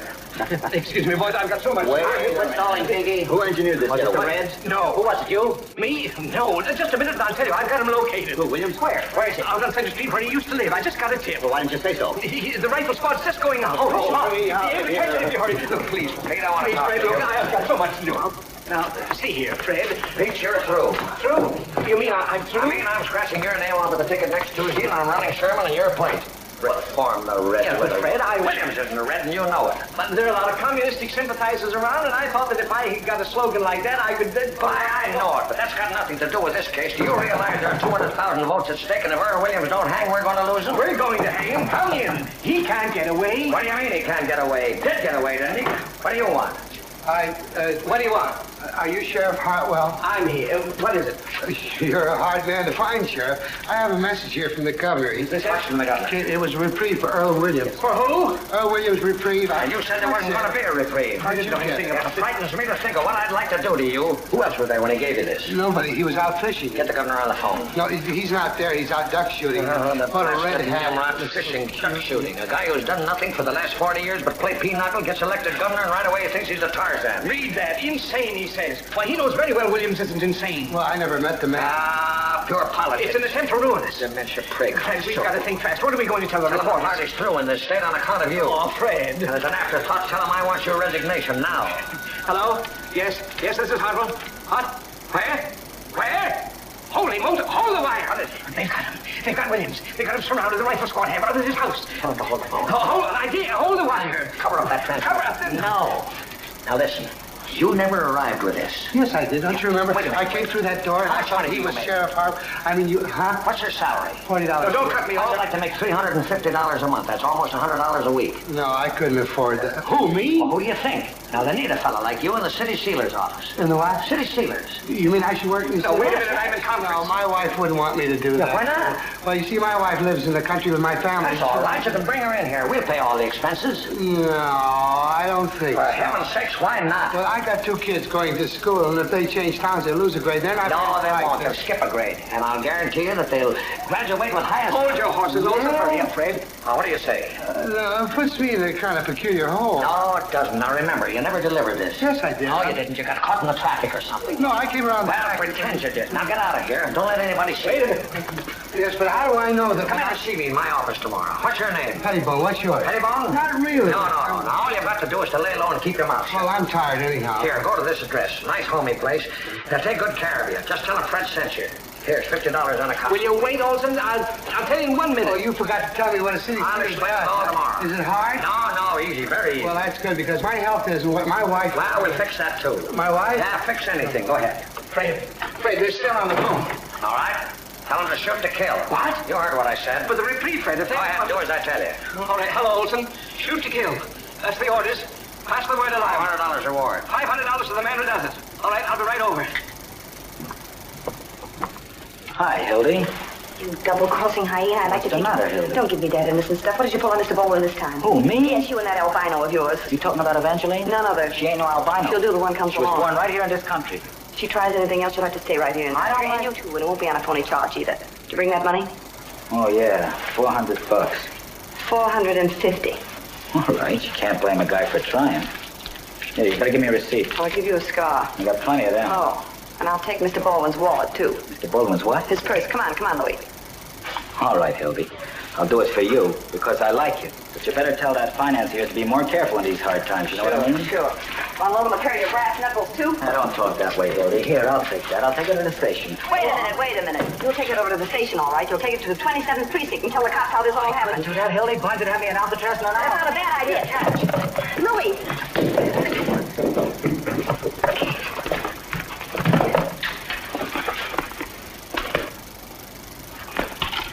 Hello, operator. Hildy Johnson. Will you get me... Drop that phone. Never mind. You're not going to tell anybody where I am. Put that gun down, Earl. You don't want to shoot me, Earl. I'm your friend, remember? I'm going to write the story on your production for use. Oh, yes. That's right. Production for use. You don't want to hurt your friend? Don't move. Maybe you're my friend and maybe you're not. But don't come any nearer. You can't trust anybody in this crazy world. I don't blame you, Earl. If I were you, I wouldn't trust anybody either. Don't do that. Put her back. Put her back. You know, if you try any tricks, I'll shoot you. I can do it right from here. Sure you could, Earl. You don't want to do that. You don't want to kill anybody. No, you're right. I don't want to kill anybody. That's what I thought. Wait a minute. Where are you going? I was just going to close the door so nobody'd see you. No, you weren't. You were going to get somebody. But I don't want that. All I want is to be left alone. I won't get anybody. Yes, you will. You'll get them after me again. I won't let you do that. You're so tired, all the shells. I'm awful tired. Earl, I couldn't go throw that shot. They'll know where you're here. I don't care. I'm not afraid to die. I was telling the fellow that when he handed me the gun. Be quiet, will you? Waking me up in the middle of the night, talking to me about things they don't understand. Shut up. I wish they'd take me back to hang me. They will if you don't keep quiet. I couldn't go through another day like this. Maybe you think I could. Give me Walter Burns, quick. Tell him I need him. Hello. Oh, but Bruce, please. I know I said to be down 20 minutes, but something terrific has happened. Hold on. Walter, Hildy, come over here right away. Wait, Bruce, just a second. I'll explain everything. Walter, get this. I've got Earl Williams here. Here, right in the press room. Honest, on the level. Hurry, I need you. Right. Bruce, biggest thing in the world has happened. I've captured Earl Williams. You know, the murder. Stay down there, Earl. Wait a minute. Yes, Bruce, I'll be down. But as soon as I hand it over the paper, I'll be right down. Bruce, I can't. Bruce, don't you realize it's too hard? Who is it? It's me, Molly Malloy. Open the door. What do you want, Molly? I gotta find... Where is everybody? They're not here. They've all gone. Oh, please tell me where they've gone. Please tell me. Molly, I don't know. And I'm awfully busy. Am I running home? Oh, look. They got him surrounded. They're going to shoot him down like a dog. I'm looking for you, too. Just Marshall, get out here. I don't care. You got to tell me. You got to. I ain't afraid. All right, Molly, I'll tell you where they are. They're down at Center Street. Center and 4th. Oh, that's where he used to... Molly, don't go. Oh, come in, Molly. Draw a chair. Hello, Molly. How did you get in here? Down the pipe. I didn't mean to shoot him. Really, I didn't.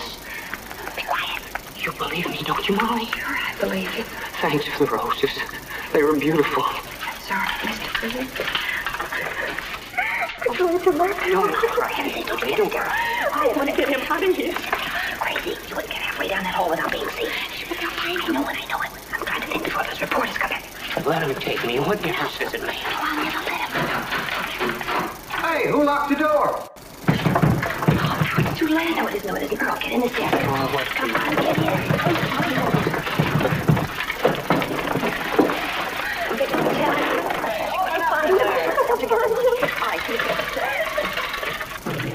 All right, I'm coming. Oh, what are you trying to do? Kick the building You're down? getting kind of exclusive, ain't you? After all, we got some phone calls to make. Hey, what's she doing up Run here? down and get some smelling salts, will you? What's the matter? What happened? Came up here and he had hysterics. Got pretty sick. How you feel, kid? I don't feel so good. Get you some water? I'll get it. Do anything for you? No. No, you don't look so sick to me. Hey, you didn't bump into Williams, did you? Ain't you funny? Yeah, where is he? Let me alone, will you? Okay. Give me the desk. No harm in asking. Hello, Jim. Yeah, it's false alarm. They surrounded the house all right, but they forgot to tell Williams, and he wasn't there. Halloween going on outside, the whole police force standing on its ear. Oh, hello, Hildy. I thought you were gone. I'm waiting for some money from Walter. What a chase. Give me emo. Who's on Williams, Jim? Are you talking? Okay, let's ask. Any news for us? Yeah. I never been so tired in my life. What? Where? Melrose Station? Huh? All right, connect me. Hello, Molly. How are you? Hold it a minute. Hey, fellas, this looks good. Yeah, call you back. An old lady just called Detective Bureau and claims Williams is hiding under her piazza. Tell her to stand up. Well, we looked every other place. Did you want to go out on it? I have to stick around. I'll cover this in for you. I spent $1.40 on taxi cabs already. Let's not do any more going out. Never mind, Sarge. Tear it up. Say, who pulled the shades down? I did. They were throwing those lights around.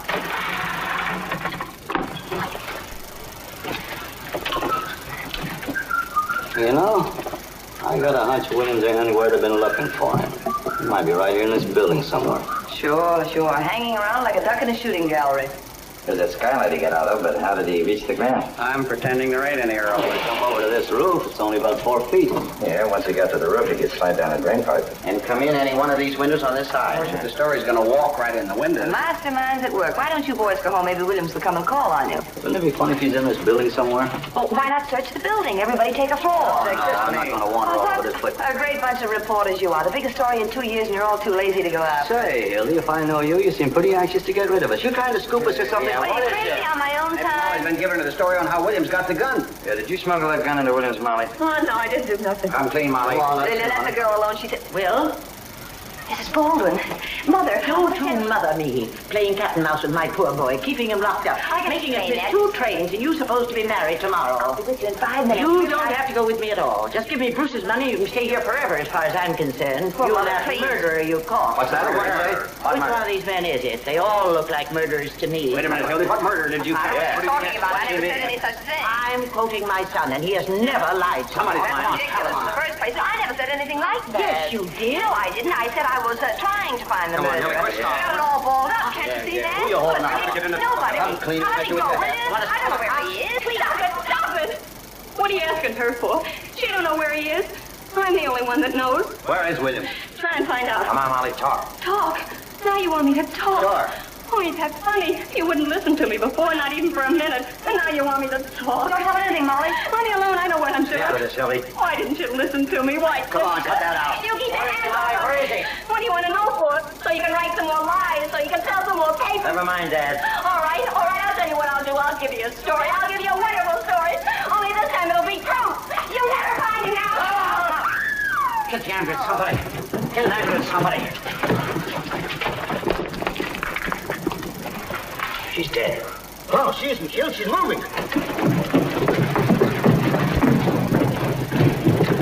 How didn't you see that? Where is he? She jumped out the window. I know that. Where is he? I Wait, said. she isn't dead. Come to, Hildy. Where have you got Williams? He's in the desk. Kevin, she didn't kill us. How you doing? Let me out. I can't stand it. Keep quiet. You're sitting pretty. What's in there? Who are you? What are you doing? Who is she? This is Mr. Baldwin, Bruce's mother. What are you doing? Shut up. I won't shut up. You're doing something wrong. Take her out of here. Oh, wait a minute, Walter. Quiet. Louis. Yes, sir. Take her lady over to Pollock Mike. My name's Louis Peluso.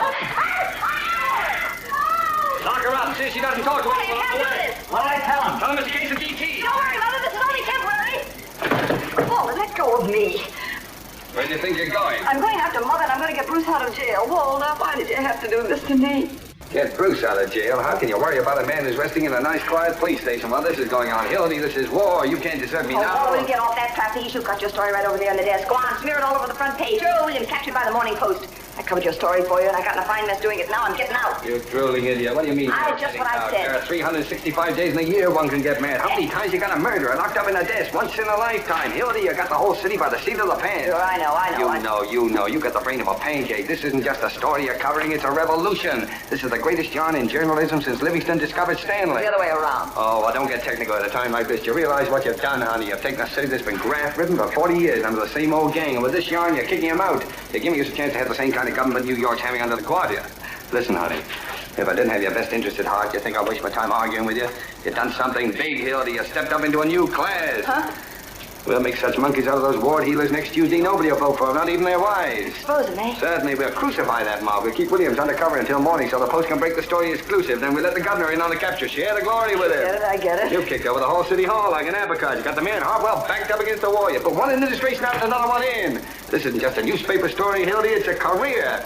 And you stand there belly aching about whether you catch an 8 o'clock train or a 9 o'clock train. Well, I never figured it that still way. a doll-faced hick, that's why. Gee, he'd be the white-haired boy. Sure, they'll be naming streets after you. Hildy Johnson Street. There'll be statues of you in the park. The movies will be after you. The radio. By tomorrow morning, I'll bet you there's a Hildy Johnson cigar. You can see the billboards now. It says, line up with Hildy Johnson. Line up Will with you Hildy... stop that acting? Huh? We got a lot to do. Oh, you're talking. We can't leave Williams in here. We'll take him over to my private office. Which is our phone? That one I'm in. Oh. How are you going to take him? They'll see him. Now that he's inside the desk, we'll carry the desk over. Hello. You can't move that desk. It's crawling with cops outside. All right, we'll lower it out the window with pulleys. Now quit stalling. Get the typewriter over here. Come on, stop pounding on the lead. How much of the stuff do you want? All the words you got. Hello, give me Duffy. Hey, Walter. What? Can I call him here a bird of prey? Call him anything you like. How about the county at his house painted by the fire department? Give him the word. Hello, Duffy, get set. We got the biggest story in years. Earl Williams captured by the Morning Post exclusive. Yeah.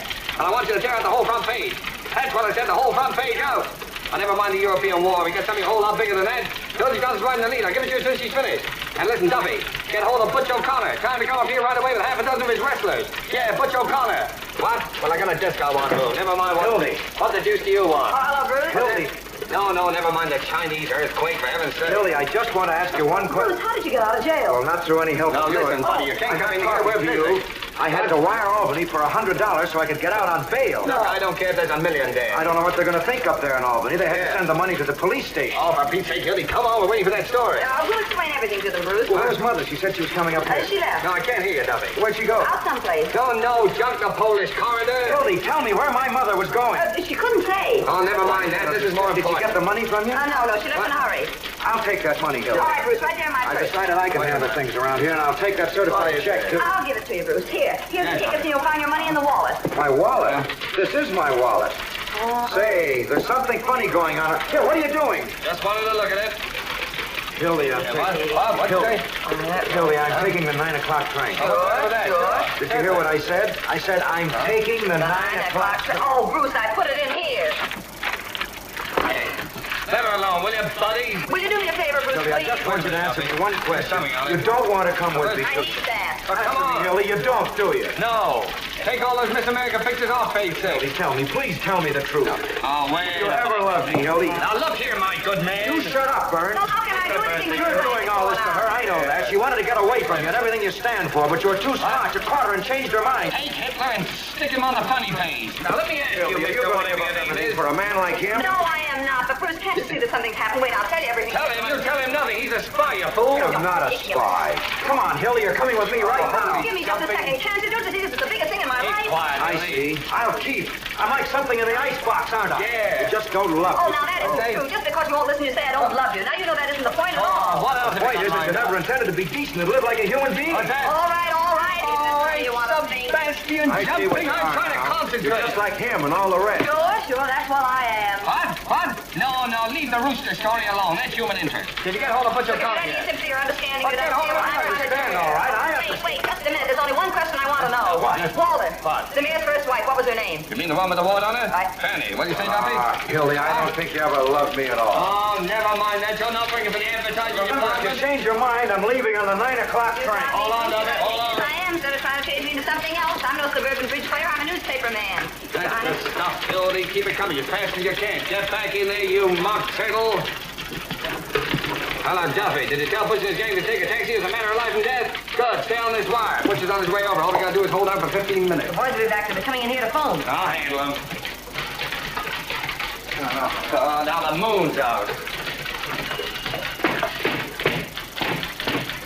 Fine. 3 taps is made. Don't forget. How you doing? Got enough air? Not very much. That better? You're sitting pretty.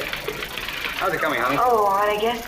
Where's Bruce? Bruce? Oh, he went out. Is he coming back here? Certainly he's coming back. Didn't you hear him? What have you got so far? Let me hear it. While hundreds of Sheriff Hartwell's paid gunmen stalked through the city shooting innocent bystanders, spreading their reign of terror, Earl Williams was lurking less than 20 miles from the sheriff. Wait a minute. Aren't you going to mention the Post? Doesn't the paper get any credit? I did that right there in the second paragraph. Who's going to read the second paragraph? Listen, honey, for 10 years I've been telling you how to write a newspaper story, and that's what I get. I'm sorry. What's the idea of locking this door? Who's that?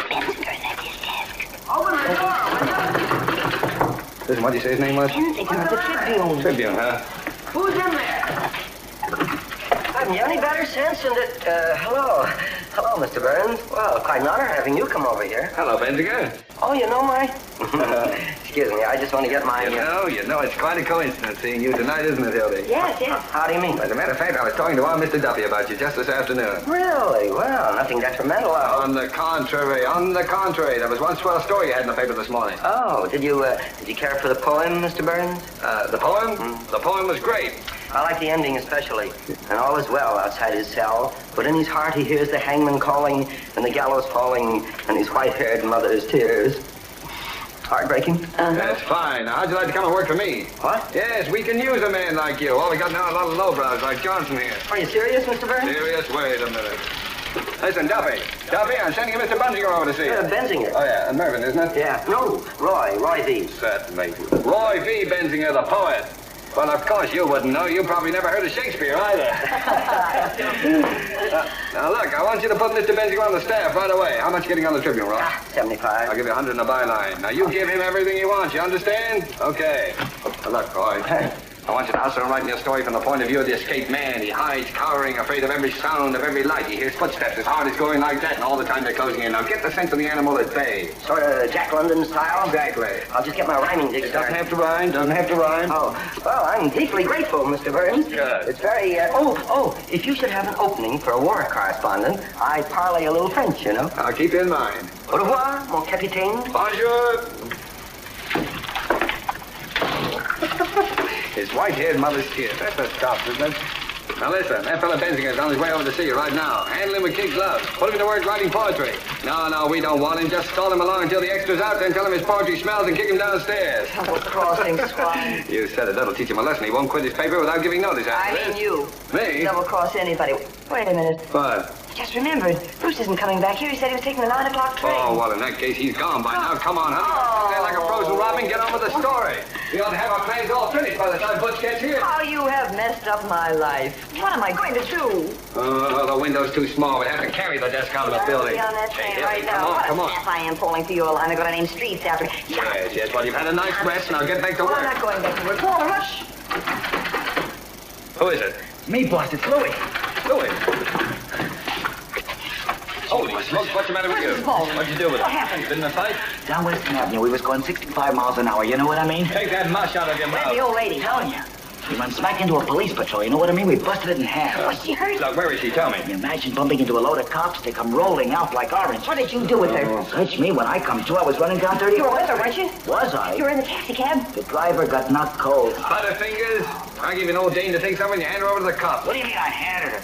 The cops was on the wrong side of the street. No, everything's fine. She's probably squawking her head off in the police I don't think she's squawking much. You know what I mean? Don't tell me. Was she killed? Hey, was she? Did you notice? Say, listen, me with a gun on the hip and a kidnapped old lady on my hands, I'm gonna stick around asking questions from a lot of cops. You know what I mean? Dead. Oh, this is the end. Oh. No, it's fate, Hildy. What will be, will be. What am I going to say to Bruce? What can I tell him? Look, honey, if he really loves you, you won't have to tell him anything. Snap out of it. Would you rather have had the old dame dragging the whole police force in here? I killed her. I'm responsible. What am I going to do? How can I ever face Bruce again? Look at me, Hildy. I am looking at you, you murderer. Now, if it was my own grandmother, I'd carry on. You know I would for the paper. Louis, where did it happen? Western and 34th. I gotta get out of here. We can do more here. Now, be calm. Listen. Hello? Hello? Clean, 455 7. Who? Oh, Butch, where are you? Hello, Mission Hospital, receive phone, please. Oh, what are you doing there? Haven't you even started? Already, Hildy Johnson. Was there an old lady brought in there from the Oh, hospital? St. Sebastian, Butch. Listen, it's a matter of life and death. Nobody? I can't hear. Morning, Hey, Cary, who? 469. Speak up. What? Well, you can't stop for a day now. Community hospital, give me the receiving. I don't care if you've been after her for 6 years. Butch, your whole lives are at stake. You're going to let a woman come between us after all we've been through? Max, Hildy Johnson. Was there an old lady brought in there and it all smashed up? Butch, I'd put my arm in fire for you up to here. Now, you can't double-cross me. Well, look around, will you please? All right, put her on. I'll talk to her. Oh, good evening, madam. Now, listen, you 10-cent glamour girl. You can't keep Butch away from his duty. What's that? You say that again, I'll come over there and kick you in the teeth. Hey, what kind of language is that? Now, look here, you... She hung up. What did I say? Stop it. I don't like that. Mousing around with some big... Stop it. You shut up, I'm trying to hear. Stop it. Let's cooperate. Stop it. Well, where is Duffy? Diabetes. I ought to know better than to hire anybody with a disease. Oh, give me Olympia, 2-1, will you? Yes, boss. Louis, it's up to you. Anything you say, Well, boss. beat it out. Get hold of some guys. Who do you want? Anybody with hair on his chest. Get him off the street. Get him anywhere. Offer him anything, only get him. We got to get that desk out of here. Is it important? Is it important? Listen, Louis, you're the best friend I got. I like you, too. All right, then don't fail me. Get enough people to move that desk. Now, come on, I'm relying on you. You know me, boss. The shirt off my back. Okay, don't bump into anything. That dumb immigrant to flop on me as sure as you're born. Try it again at the hospital. It's on Well, if he's not back in 5 minutes, we'll carry it out alone. Do anything you want. There's a million ways we can start a fire. Have the firemen take it out the confusion. I don't give a darn what you do. Hey, come here. See if we can lift it. Oh, what? Nobody? Oh, never mind. You're going to help me? No, I'm not. You want me to straighten my back? I'm going to find Mrs. Baldwin. Don't open that door. I'm going down to the morgue and I'm going to find her. Now, look here, Johnson. Hey, you. You mean me? Yes, you. What do you mean by breaking in here like this? You can't bluff me, Burns. I don't care who you are or what paper you read it Look, let go of me, will you? Hang on to me, boys. Oh, please, look, fella, something's happened to my mother-in-law. Keep her in here, Hildy. Maybe going out to get Williams. She had the door locked. She and Molly were in here talking. I know where he is. Oh, look, I don't know anything, really, and there's been an accident. Johnson, there's something very, very peculiar going on here. I'll see here, Johnson. Just a moment, Hartwell. If you have any accusations to make them in the proper manner. Otherwise, I'll have to ask you to get out. You'll ask me to what? Get out. Oh, you will, eh? You keep that door closed and don't let anybody in or out. Now, we'll see about this. Come on, Pinky. Give him the third degree. Yeah, I'm talking. You got Williams, yes. Now, look here, Johnson. I'm going to get to the bottom of this. Are you going to talk or aren't you? Well, what do you want me to say? What do you know about Williams? What do you know about Williams? Now, we're getting... All right, boys, take her out of here. Oh, no, you don't. You don't. You can't touch me. Oh, Help! She got it. Grab it. Oh, no, you don't want her. All right, Burns. I'll take that gun. Where did you get this gun? I've got a right to carry a gun if I want to. Not this gun. I can explain that, Hartwell. When Hildy told me she was going to interview Earl Williams, I thought it would be dangerous, so I gave her a gun to defend herself. Oh, you did? Well, that's very interesting. But this happens to be the gun that Williams used to shoot his way out with. Why, good man, are you trying to make me out a liar? I ought to know my own gun, oughtn't I? Oh, so that's where Williams got the gun. Yeah, Hildy got it from Williams. Where is Earl Williams? Where have you got him? You're barking up the wrong tree, Hartwell. I'll give you 3 minutes to tell me where he is. He went over to the hospital to call on Professor Egelhofer with a bag of marshmallows. Where is he? Ask the mastermind what he's doing here. Speak up. Speak up. What do you know about this? My dear fellow, Where is the he? Morning Post does not obstruct justice or hide criminals. You ought to know that. Johnson, you're under arrest. What? And you too, Burns. Who's under arrest? Listen, you insignificant, square-toed, pimple-headed spy. Do you realize what you're doing? I'll show you what I'm doing. Burns, you're obstructing justice, and so is the Morning Post, and I'm going to see that you're fined $10,000. You'll see nothing of the kind. I'm going to begin by impounding the Post property. Is this your desk? No. Yes. What are you afraid of, Hildy? I dare you to move this desk out of here. Oh, you Yes, do? go ahead and try it. All right, I will. Now, I'm warning you. You move this desk out of this building, and I'll put you behind bars. He can do it, too. Is that so? Yeah. See, the Roosevelt hears about it. All right, tell him. Come on, boys. All right, now Confiscate this this is desk. your last chance. This is a federal offense, and you fellas will be accessory. We'll take a chance on that. Go ahead, boys. All right. Open up this door. Mother, I am glad to see. Are you all right? I've been looking for the man that did it right there. What's the idea here? This lady claims she's been kidnapped. What? They dragged me all the way down the stairs. Just a minute. Did this man have anything to do with it? Why, he was in charge of the whole thing. He told them to kidnap me. Excuse me, madam. Are you referring to me? Well, you know you did. What about this, Burns? Kidnapping, huh? Oh, trying to frame me, huh? I never saw this woman before in my life. Why, what a thing to say. I was standing right here when that girl jumped out of the window. Call the mayor. Get him over here right away. Now, look here, madam. Be honest. If you were out joyriding, plastered, or got into some scrape, why don't you admit it instead of accusing innocent people? You ruffian. How dare you talk like that to me? Just a little crazy, Mother, and I can tell you something more. Yes? I can tell you why they did it. Yeah? They had some kind of a murder in here, and they were hiding it. In here. Madam, you're a cockeyed liar, and you know it. What was that? He's in there. Give me the desk. Yeah. Oh, what a break. Stand back, everybody. Howdy, my gun. Get your guns out. He's harmless. Don't take any chances. Shoot right through the desk. Can't anybody you've got his gun? Dear, oh, Go dear. on, you gray-haired old weasel. Get me out of here. Give me Jake. Close that door. Hello, Jake. Hang on. Hildy, call Duffy. No, you don't. You want to see a scoop? In a minute. Now, everybody. Hold the wire. Aim right at the center. That's murder. All right, Power Frank. One of you get on each end of the desk. Coming up. We got you covered, Williams. Have it in a minute. Don't try to move. Anytime now. I'll count 3. It's hot. 1. Ready for an emergency. 2. Any second now. 3. Up with it. I got you, Williams. Go ahead, shoot me. Come on there. Earl Williams just captured in the press room in the criminal courts building, hiding in a desk. Come on your feet. Come on, boys. Don't try any funny stuff. Williams was unconscious when they opened the desk. Williams put up a desperate struggle, but the police overpowered him. He offered no resistance. Might shoot out with the cops, but his gun wouldn't work. Break through a whole cordon of police. Duffy, the Morning Post. Turn Williams over to the sheriff. Put the cops on these people. More later. Anonymous note received by the sheriff led to Williams' capture. Hold on. The sheriff is tracing a mysterious telephone call which gave away Williams' hiding place. Where's the old lady? Where'd she go? She went out. Call me back. Call me back.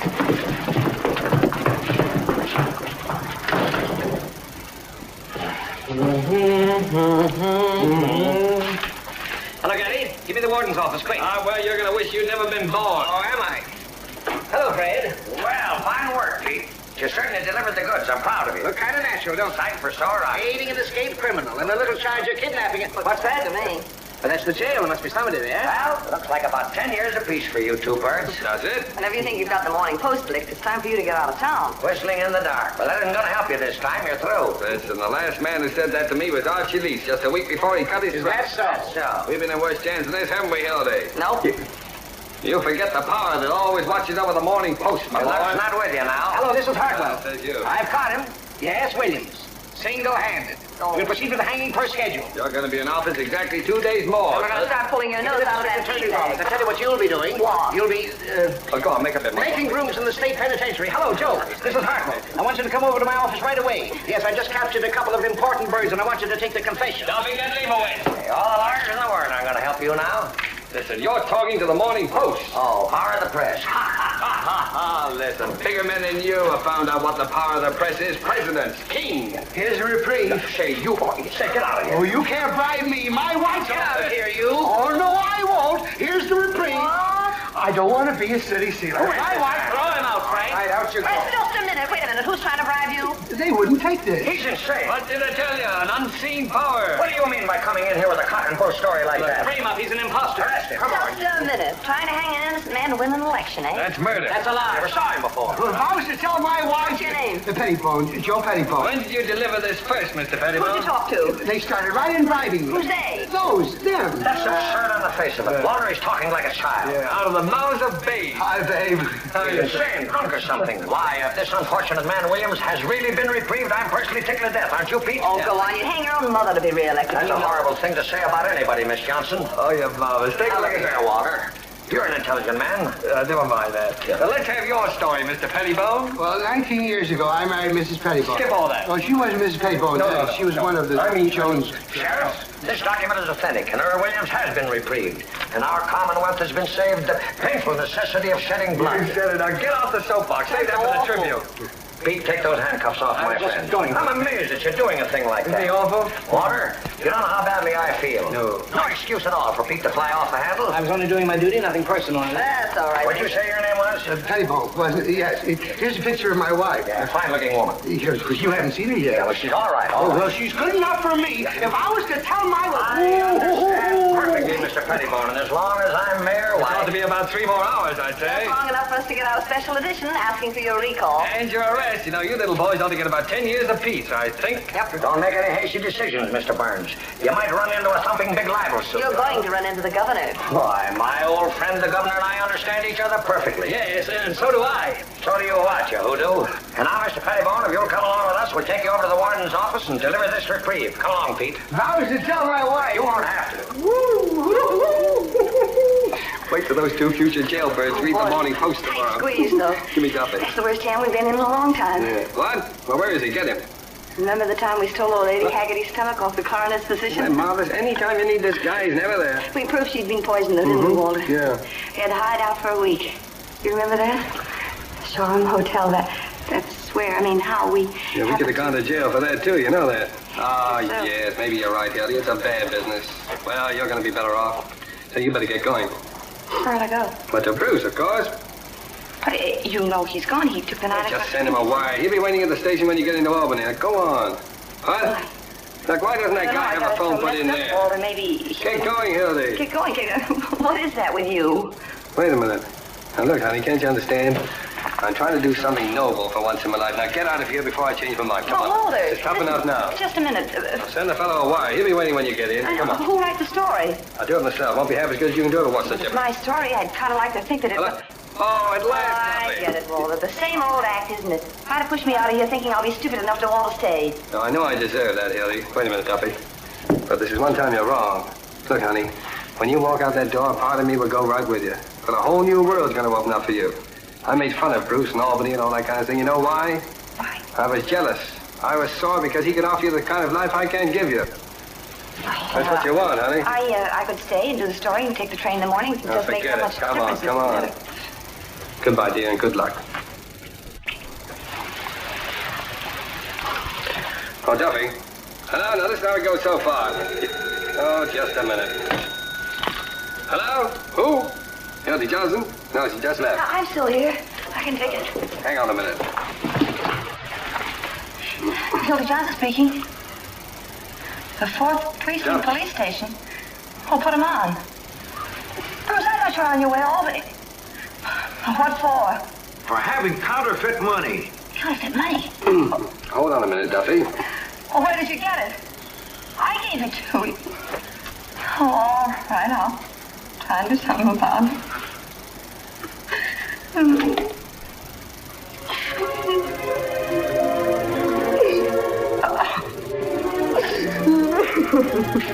honey.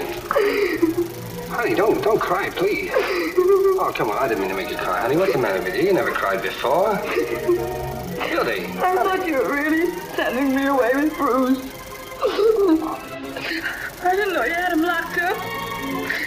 I thought you were on the level for once. I thought you were just standing by and letting me go off with him and not doing a thing about it. Oh, come on, honey. What do you think I was, a chump? I thought you didn't love me. Oh, what were you thinking with? I don't know. Well, what are you standing there gawking for? We have to get him out of jail. Send Louis down with some honest money and get him back to Albany where he belongs. Sure. Duffy, everything's changed. Tell Louis to stand by. We're coming over the office. No, don't worry about the story. Hildy's gonna write it. Of course, she's not quitting. She never intended to. We're gonna get married. Oh, can we go on a honeymoon this time? Sure. Hey, Duffy, you can be managing editor. No, not permanently. Just for the 2 weeks we're away on the honeymoon. Oh, what? I don't know where we're going. Where are we going? Niagara Falls. Niagara Falls, Duffy. 2 whole weeks, Walter. Sure, you've earned it. What? Strike? What strike? Where? Albany? Well, I know it's on the way, Duffy, but I can't ask Hildy to... Okay, Duffy. Well, isn't that a coincidence? We're going to Albany. I wonder if Bruce can put us up. Say, why don't you carry that in your hand?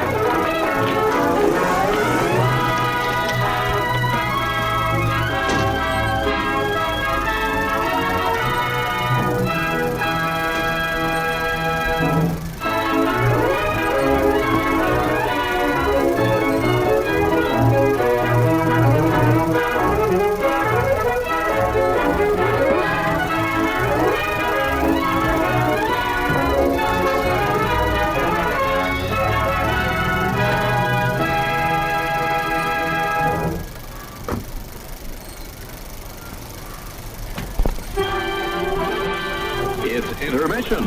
Rise and stretch time. Time to refresh yourself and visit our snack bar. Got a yen for hot popcorn? Your favorite soft drinks are sparkling cold. The juicy Frank sizzling hot. There's delicious coffee, freshly brewed, and all kinds of ice cream and candy to tempt you. Showtime will be announced loud and clear to get you back to your car in time. So stretch your legs. Come to the snack bar now. 5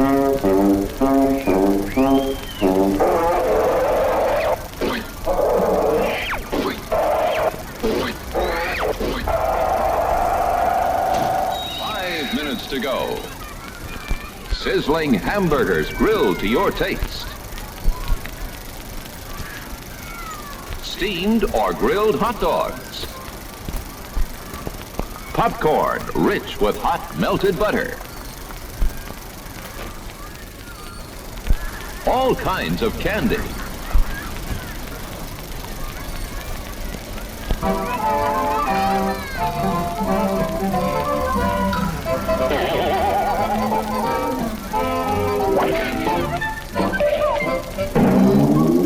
Four minutes to go to showtime. I'm sorry, sir. This is a private mountain. But I only wanted This mountain is reserved for patrons of drive-in theaters. It's a supply depot for all sorts of good things, which people can get at the snack bar. Like soft drinks, hot dogs, good hot coffee, candy bars of all kinds, delicious popcorn, and refreshing ice cream treats. But I am a patron of this drive-in. Well, why didn't you say so? Be our guest.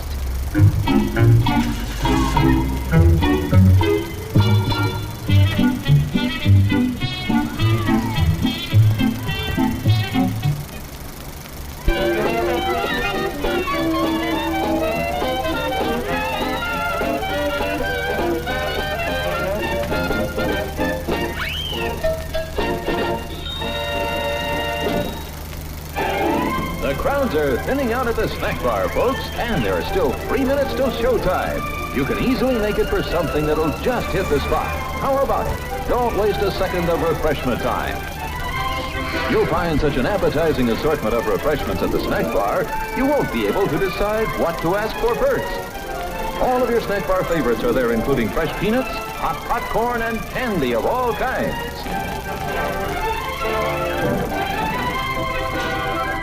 And believe us, you've never eaten better hot dogs, crisper French fries, or more delicious buttered popcorn.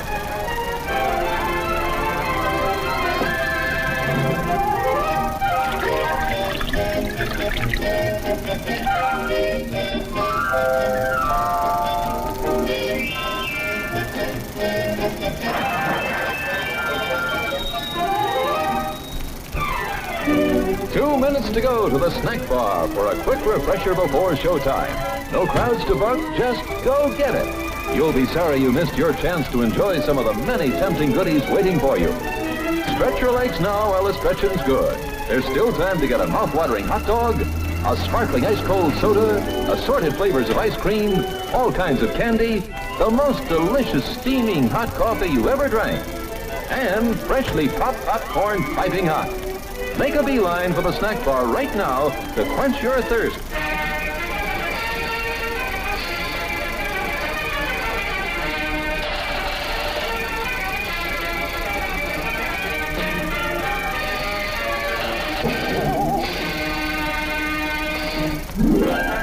One minute left to top off the evening with a treat from our snack bar. Still time if you hurry. Last call for refreshments, folks. Go right this second to get something good to eat and drink to enjoy now or during the rest of the show. The finest quality ingredients are in the fixins of the delicious foods you'll find waiting to tempt your appetite at the snack bar. Extra special good hamburgers, wonderful donuts, ice-cold, thirst-quenching drinks. Pizza generously sliced, steaming hot, fresh coffee, ice cream in many flavors.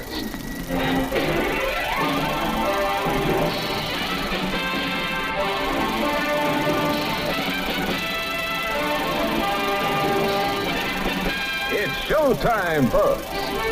Enjoy the show.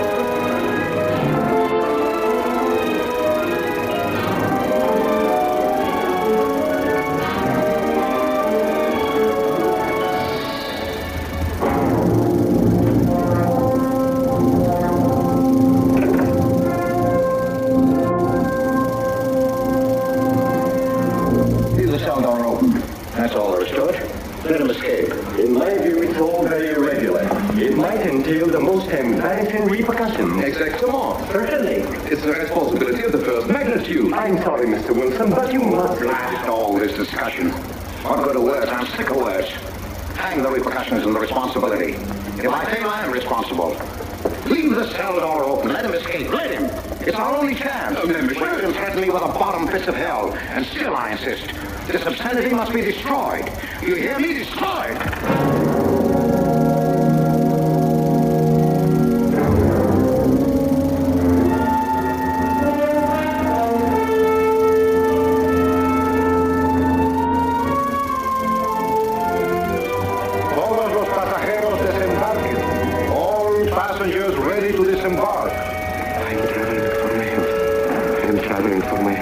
Tengan listos sus pasaportes.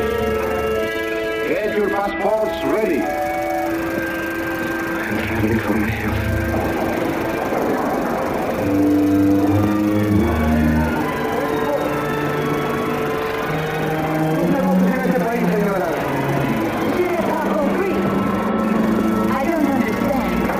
New business in this country, senora. I'm joining my husband.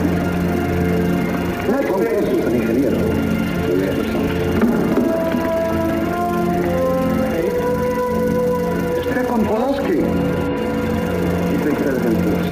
Your business in this country, senor. I'm traveling for my health. How? I am traveling for my health. Oh. You are a native of what country? Holland. Trata permanece. Next, please. ¿Para qué viene usted a este país, señor?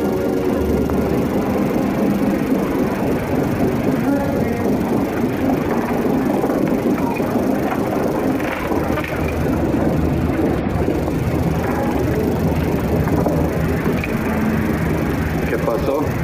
Yo lo voy a seguir a pie, tú vete en el carro. Ah, bien.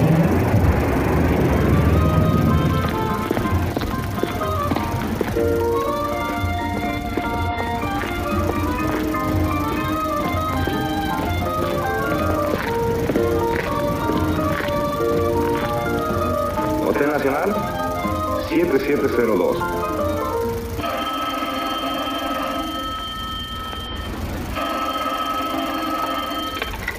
Hello? Yes.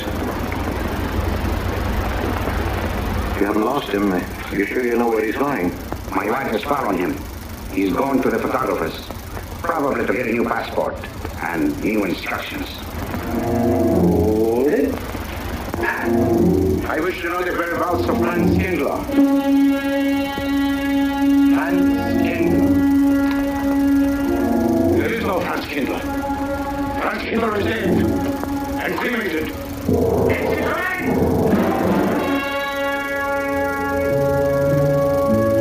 I have a message for Franz Kindler from the old heist. It is forbidden. I command you in the name of that authority.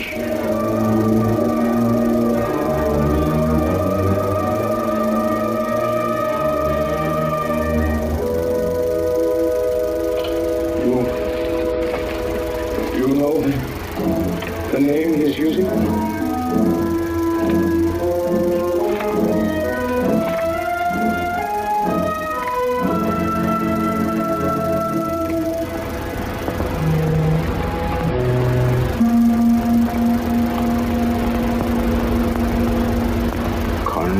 Connecticut.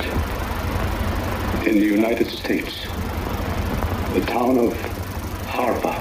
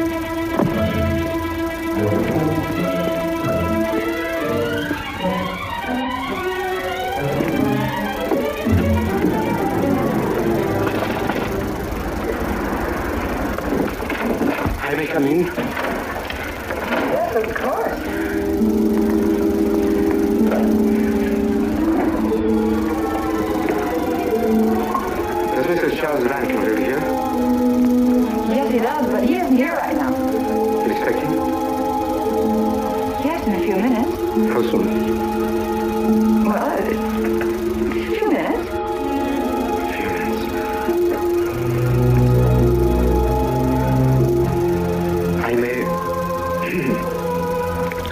I may wait here. Well, yes, if you like. Would you like to sit down? Thank you. You're a friend of Mr. Rankin? Yes, a friend. I'm Mary Longstreet. How do you do? How do you do?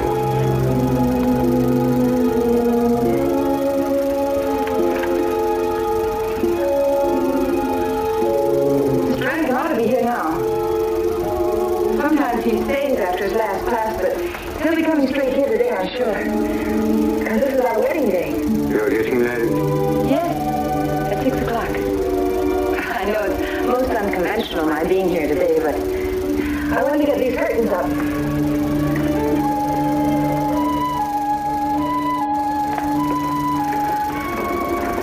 When he comes, which way does he come? From Webster Hall.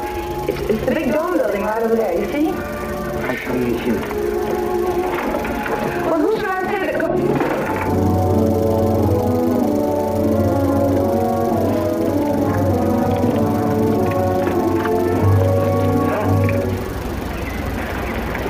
It's high France. Frankie, we mustn't be seen talking together. Go back to the church. Into the woods, you understand me? Follow the path. I'll meet you there.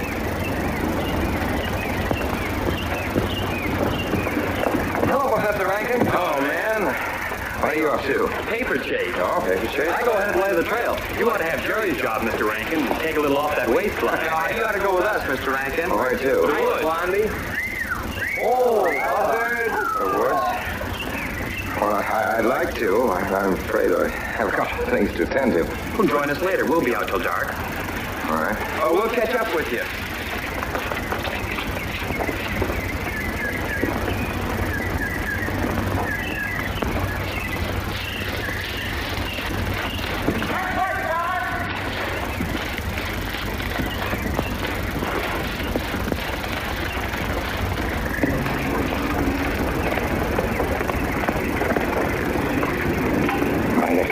Yes, Meineke. I thought I had been hanged. The others, but not I. A dead man could not stand face to face with you, friends. You're not much changed. You're back in your old uniform? Look very much the same. Franz, I am a different man than before. I too am different, Conrad. You know how I gathered and destroyed every single item in Germany and Poland that might have served as a clue to my identity? Well, guess what I'll be doing at 6 o'clock tonight? Standing before a minister of the gospel with a woman's hand in mine, the daughter of a justice of the United States Supreme Court, a famous liberal. The girl's even good to look at. Yes, the camouflage is perfect. Who would think to look for the notorious Franz Kindler in the sacred precincts of the Harper School, surrounded by the sons of America's first families? And I'll stay hidden till the day when we strike again. There will be another war? Of course. War is an abomination, said the Lord. It is to tell you this that I am here. He set me free that I might come here and tell. Who set you free? To you. They all lies. You don't mean... I mean God.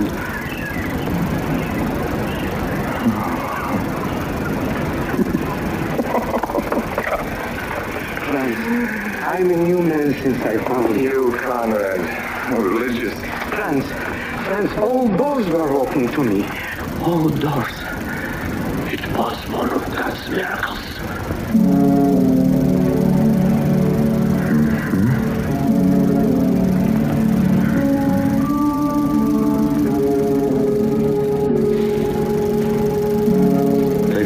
So you'd lead them to me. Have you been followed? Were you followed here? Yes. Who followed you? The evil one. He looked like any other man. He was dressed like any other man. He even smoked a pipe. But I recognized him for his disguise. And I killed him. Striking from on high down. That will be done. You killed him, the man with the pipe? The man who followed you? No one else followed you?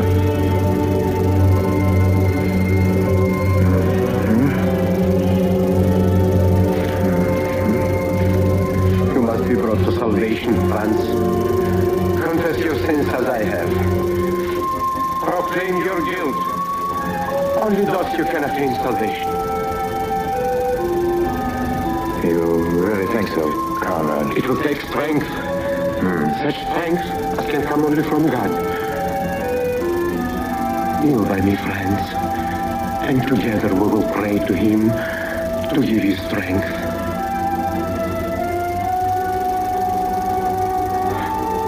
I have sinned against heaven and before thee. I am not worthy to be called thy son. Say these words after me. I despair of my sins. I despair of my sins. O God of all goodness, how could I ever have offended thee? Of all goodness.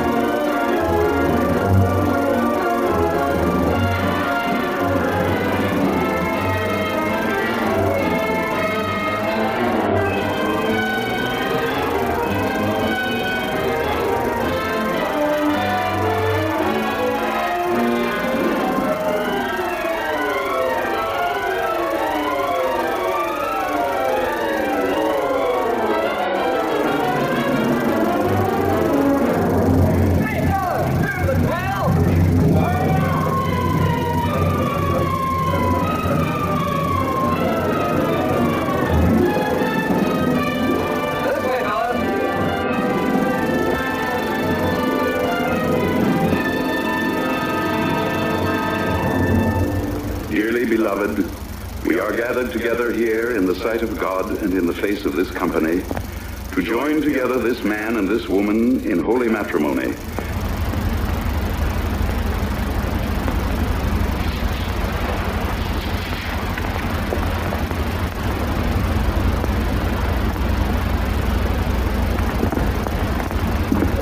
And forsaking all others, keep ye only unto her so long as ye both shall live.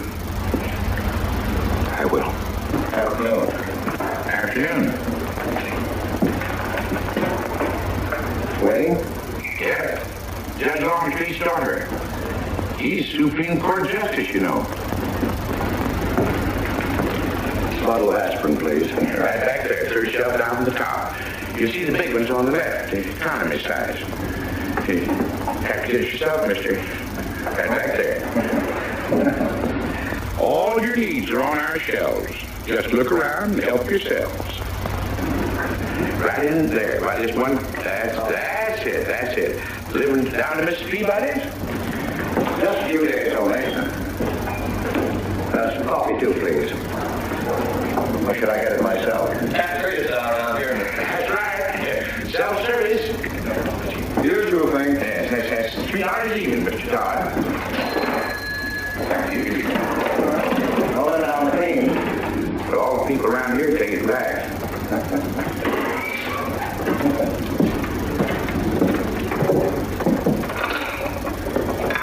Go on the right.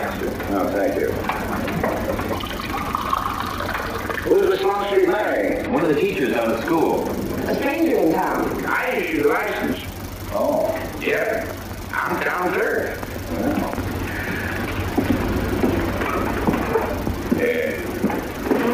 Seconds. All right. Town clerk, huh? Well, that must be quite a responsibility. Oh, town clerk runs the town, you might say.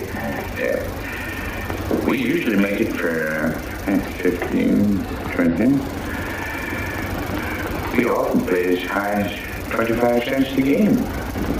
Well, that's kind of stiff for me, but I'll take a flyer. Make a million, lose a million. That's the way it goes.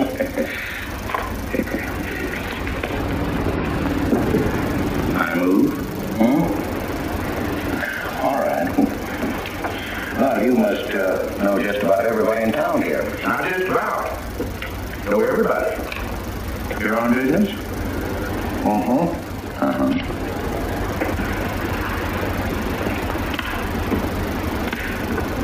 School business? Oh. No. Selling something? Oh. No. Buying? Oh, antique dealer. They all come to Harper.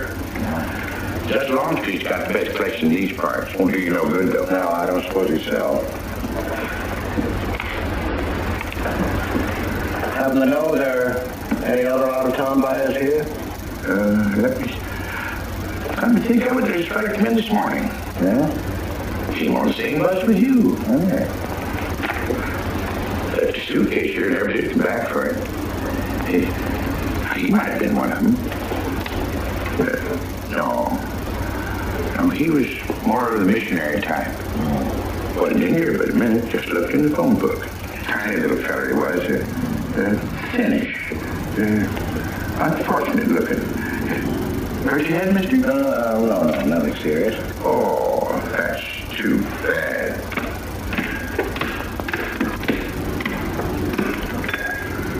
It's a game you got to keep your mind on. 25 cents, please.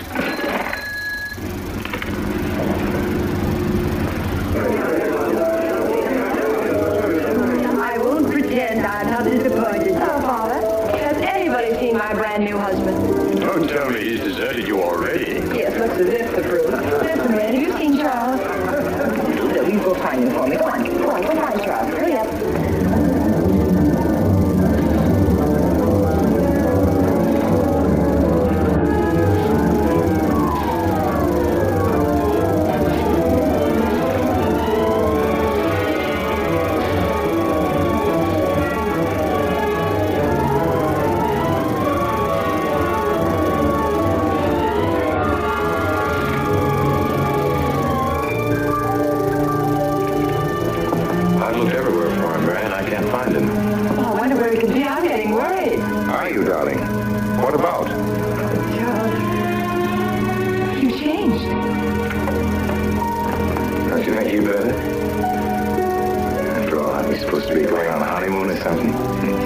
Give me 5 minutes.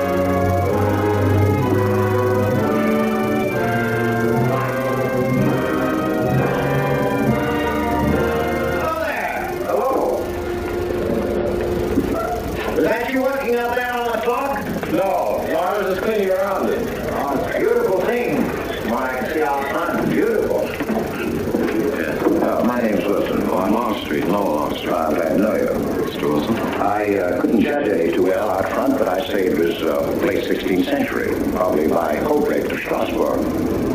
The clock. Well, I wouldn't know. My brother-in-law's going to work on it. Is he up there now? No. He's on his honeymoon. He plans to work on it when he gets back. Oh. Is he an expert?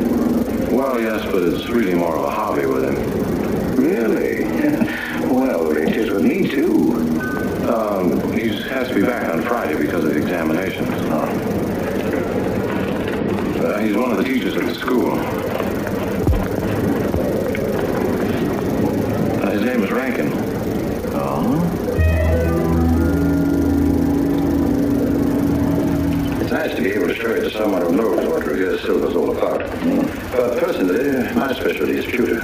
Oh, yes, pewter.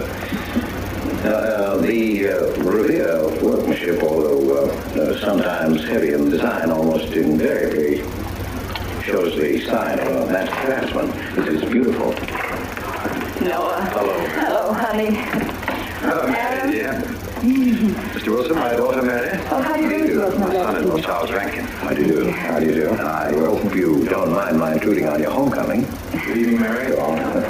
Jeff, how are you? Fine. You're looking good. Welcome home, Miss Mary, dear. If you don't sit down, it'll get cold. Come on, Jen. Well, sister, how was the mountain? It was really marvelous. Mr. Wilson, will you come starting on my right? Just your usual place, darling. You're right there. You ought to see Charles on skis. He's absolutely wonderful. No. Yes, darling, you are. I'm pretty good at it. Very. Oh, for a beginner. Do you remember to keep your knees together, your apparatus in? Yes, Freshy, I did. Mr. Wilson here is compiling a catalog of Paul Revere Silver. How nice. Mr. Wilson is also an authority on clocks. Oh, really? That's Charles' hobby, too. Yes, so your brother tells me. I understand you're going to fix the one in the church tower. Well, I may try. Well, that's quite an undertaking. I'm sure the kind of wife I am, I hope he fails. I like Harper just the way it is, even with the clock that doesn't run. Have you been at Harper long, Mr. Wilson? Since Friday, a week ago. Well, you lost today. I patched you up on Friday. By the way, how's the head? Oh, very much improved, thanks to you, Doctor. You were hurt on Thursday, remember? The day of the wedding. Yes, that's right. Wednesday I left Bangor. You were hurt, Mr. Wilson? Oh, nothing serious. Well, serious enough to raise a bump on his head the size of a billiard ball. Usual door. Thinking of that, sister, that dog of yours is being inconsolable. Well, all right, Red, wait a minute. Here you are. This is for missing me. How's that? Yeah, it's a good boy. How's your meeting, Adam? Oh, irritating. Foreign Policy Association. I read that fellow's report. Standish, yes. I think he's full of croons. Oh, that's the way we used to talk in the 1930s, Noah. Standish? The London Times man in Berlin. Yes, of course, he was quoting rumors mostly. Men drilling by night, underground meeting places, pagan rituals. Do you believe him, Paul? Well, anything's possible. I'm sorry, sir, but I think it's ridiculous. Well, there may be some fanatics, but no German in his right mind can still have a taste for war. Do you know Germany, Mr. Rankin? I'm sorry, I have a way of making enemies on that subject. It's pretty unpopular. Well, we shall consider it the objective opinion of an objective historian. Historian? A psychiatrist could explain it better. The German sees himself as the innocent victim of world envy and hatred conspired against, set upon by inferior peoples, inferior nations. He cannot admit to error, much less to wrongdoing, not the German. We chose to ignore Ethiopia and Spain, but we learned from our casualty list the price of looking the other way. Men of truth everywhere have come to know for whom the bell tolled, but not the German. He still follows his warrior gods, marching to Wagnerian strains, his eyes still fixed upon the fiery sword of Siegfried. And in those subterranean meeting places that you don't believe in, the German's dream world comes alive, and he takes his place in shining armor beneath the banners of the Teutonic Knights. Mankind is waiting for the Messiah, but for the German, the Messiah is not the Prince of Peace. He's another Barbarossa. Another Hitler. Well, then you have no faith in the reforms that are being effected in Germany. I don't know, Mr. Wilson. I can't believe that people can be reformed except from within.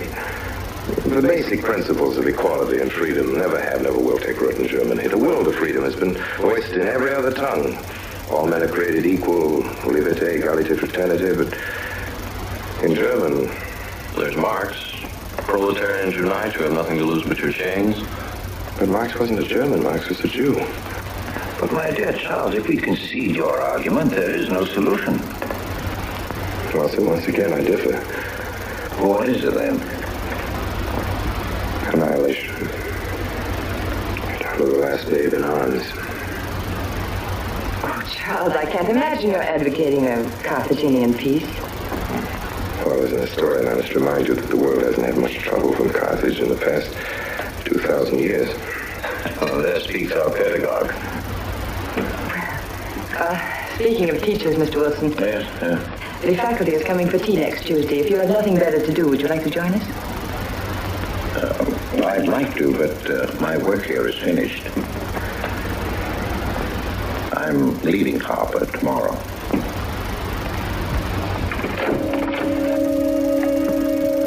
Extraordinary, isn't it? Possibly Mr. Wilson's hobby, too. Yes. Isn't it? Red, how much you know how? He loves it. Come here, Red. I think I'll take you for a walk. Come on. Oh, no, you don't take him out. Just let him out. He won't run off. I need to walk. I'm restless. Come on, boy.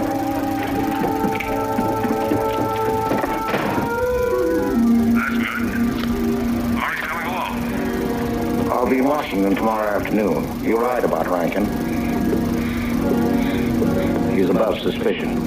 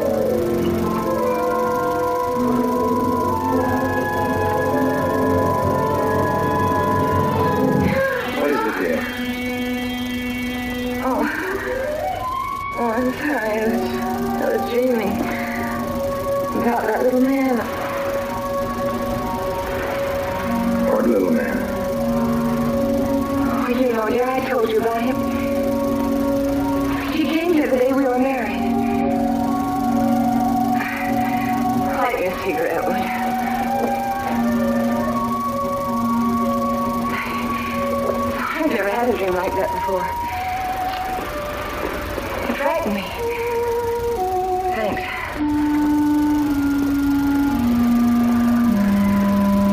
You know, that little man was walking all by himself across the deserted city square. Wherever he moved, he threw a shadow. But when he moved away, Charles, the shadow stayed there behind him and spread out just like a carpet. Wish you could think who he might have been. You're overtired. Perhaps.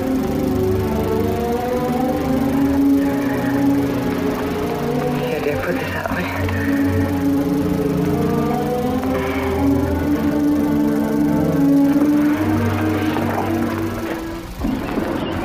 Fishing any good in these parts? Pretty fair. Like to come along? I'm afraid I've got the wrong clothes on, but the fish probably won't mind. Thank you.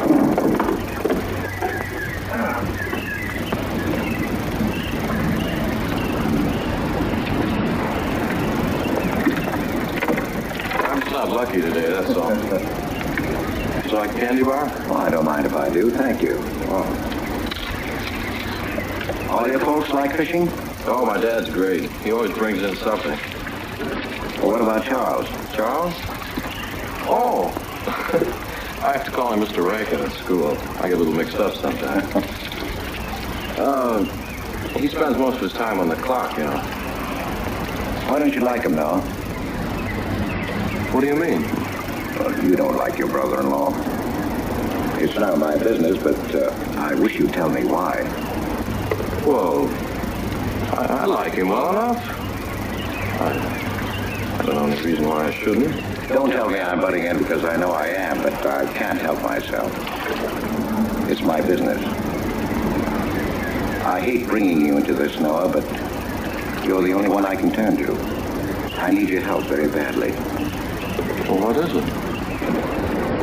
Your sister may be in great trouble. I know that you're man enough for what I'm going to ask you to do for her. But the truth is, I'm not really an antique dealer. I'm sort of a detective. Well, what do you want me to do, Mr. Wilson? It would help me a lot if I knew every move Charles Rankin made on the day of his wedding, right up to the ceremony. Well, I should be able to. Unless Charles realizes what I'm doing. I'll keep him busy.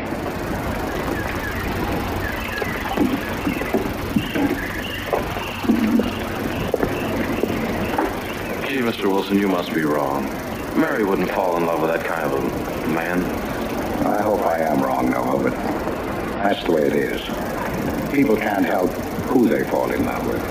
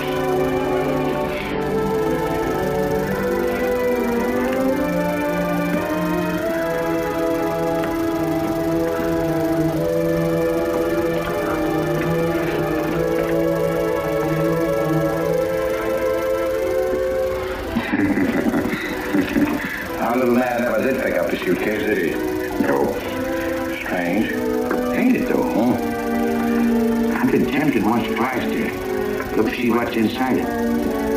Maybe locked. Well, it seems to me that under the circumstances that you haven't already tried it. You do?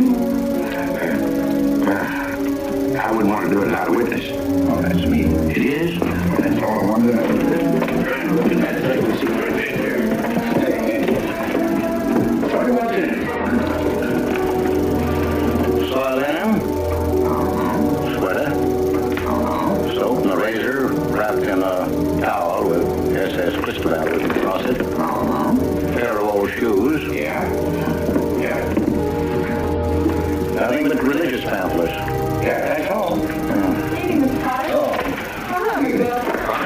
Wilson, hi. You were strange.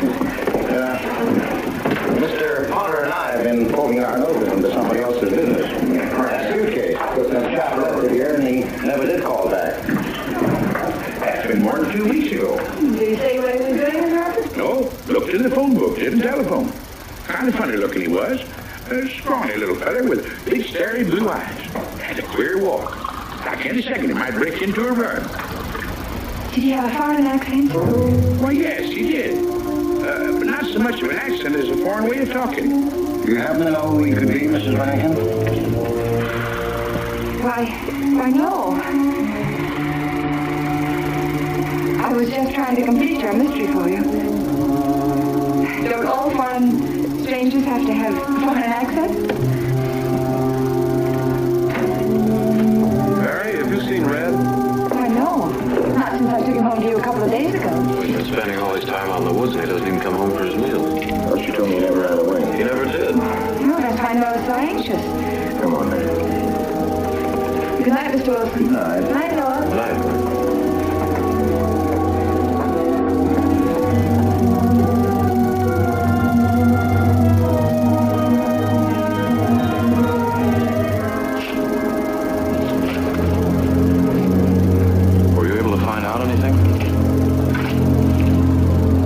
He did go to Rankin's house, and your sister did see him. Did Mary say so? She started to. Now, your sister's a fine woman, Noah, but she must find out the kind of man she's married to. You don't know Mary. She wouldn't listen to anything against him. Much less believe. Noah, we must arrange it so that she finds out for herself. You understand? One thing's certain, she knows nothing now, nothing at all. Except that he didn't want her to admit having seen someone she did see. I'd give something to know what explanation he's making right now. I was a student in Geneva. There was a girl. The night before I was to leave, we went out on the lake together. She told me unless I promised to marry her, she'd never return to shore. I thought she was joking, naturally, but she wasn't. Before I could stop her, she stood up in the boat.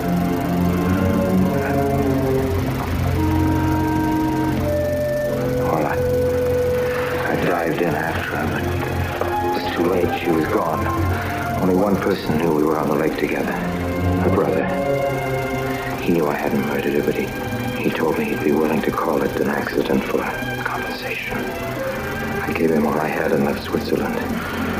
As the years went by, I allowed myself to believe that the dead past really was dead. And then,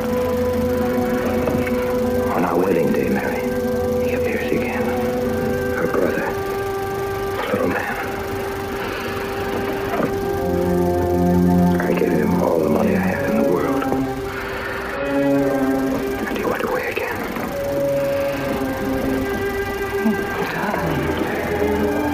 You should have told me. You've not carried this awful thing around by yourself. You're a very wonderful person, Mary. I love you very much.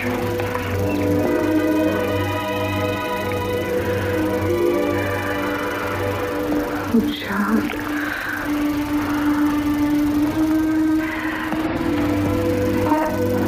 When will you go back for things? Well, I suppose once he had money, he could afford better. Darling, I'm terribly nervous. I think I'll work up in the clock.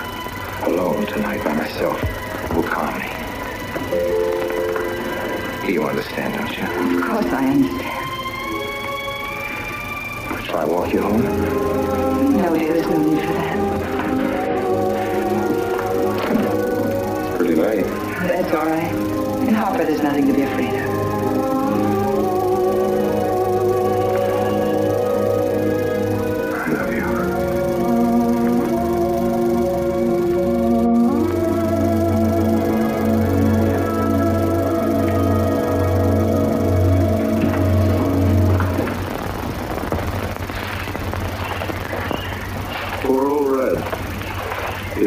I'll bet. He couldn't bark or anything.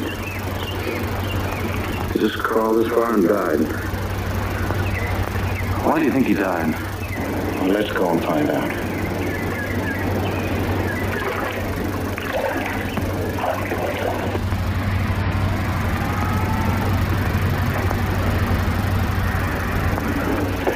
That's young Longstreet's dog, Red. Looks like he's dead to me. Yeah. They're taking him up to Dr. Lawrence's office. Well, do you know anything about it? Wonder if we're tonight with him. Checkers?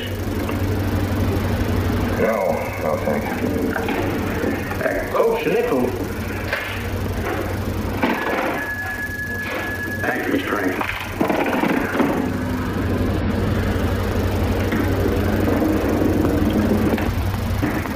How long could the dog have lived with that amount of poison in him? Oh, not more than a minute or so, I'd say. Well, then Red must have been poisoned within a few hundred yards of where you found him, Noah.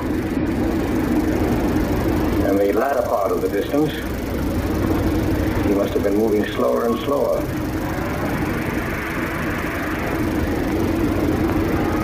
Thank you very much, Doctor. Thanks, Jeff.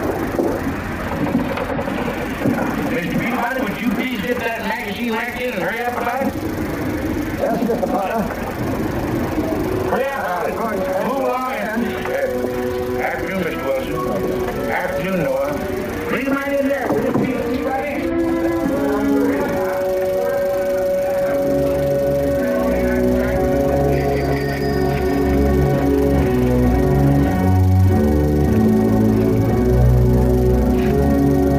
What does the law say about this kind of murder? Is it the same as killing a man? It ought to be. It's just as bad. Forepaws muddy. No mud on hind. Dry leaves mixed with the mud. Red must have been digging somewhere in the woods. Have you any idea what for, Mr. Wilson?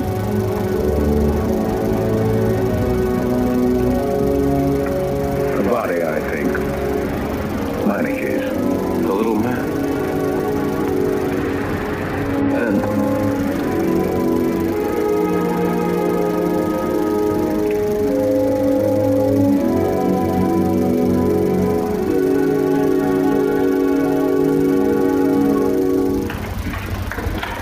Just partly. Anything wrong? Wrong?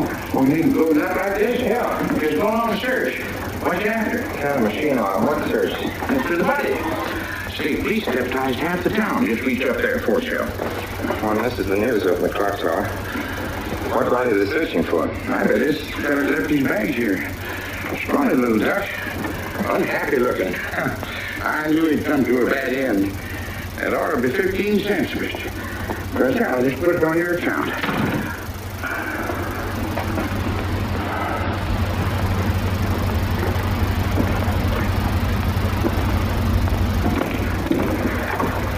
Oh, Sarah told me you're up here. Oh, why are you packing? Are we going somewhere? We aren't, dearest. I am. What are you talking about? As a rule, men leave their wives because they don't love them, but I must leave you because I do. Oh, you won't object once you know the kind of man you've married.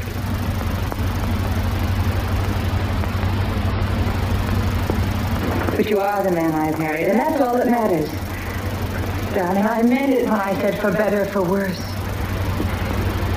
Even to killing Red.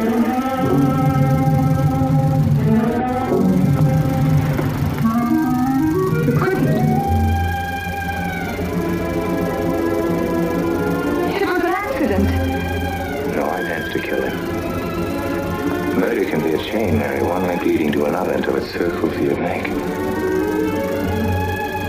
Red was digging at the grave of the man I killed. Yes, your little man. You killed him? With these hands. The same hands that have held you close to me. Now are you satisfied to let me go? Why did you do it? I'd have given him all I had, but his dreams were far grander. He knew that your father was well-to-do. He knew that Justice Longstreet would be glad to protect his daughter from any scandal by paying a few $1,000. Oh, Mary, I should have gone away and lost myself in a world where he could never find me, but I loved you. And I was weak. Darling? If one of us goes, we'll both go. You would have shared half my troubles I've had any. Charles, what is there to connect you with that man? Nothing, actually. You're the only one that knows I knew him. Oh, and you need have no fear. If I'm the only one who can speak. But Mary, in failing to speak, you become part of the crime. But I'm already a part of it. Because I'm a part of you. As you shuddered, the first touch of my hands as though it was the touch of death. Yes. Oh, hold me close, Charles. Hold me close. Mr. Peabody, you go back to town with the sheriff and open up the coroner's office. Yes, I knew sir. darn well it was the same feller. Of course, he's changed some. Being buried here does it. Evening, Mr. Wilson. Evening, Noah. Evening, Mr. Barney. Yes, ain't it? What do we do about Mary? We can't leave her alone with him now that we know. Well, she realizes now that whatever story you told her about Meineke was false. Noah, I think your sister should be ready to hear the truth. Charles. Will they make me look at the body? I shouldn't think so. Because I couldn't do it. I mean, I don't think I could. See, I've never seen a dead person.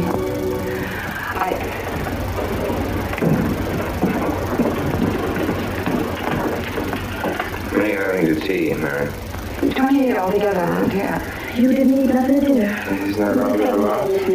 28 was just you and Sarah. No, we'll manage all right. Suppose I should... Should what? I don't know. I mean, I'm terrified of seeing anybody or being seen. Mary, let's get a tight hold of yourself. If you're determined to go through with this thing, you'll know beforehand exactly what you're going to do and say at all times. Perfect naturalness at all times. Now, darling, listen to me. Darling. I am prepared to go to the police. It's your father, Miss Mary. He wants to talk to you. Yes, thank you, sir.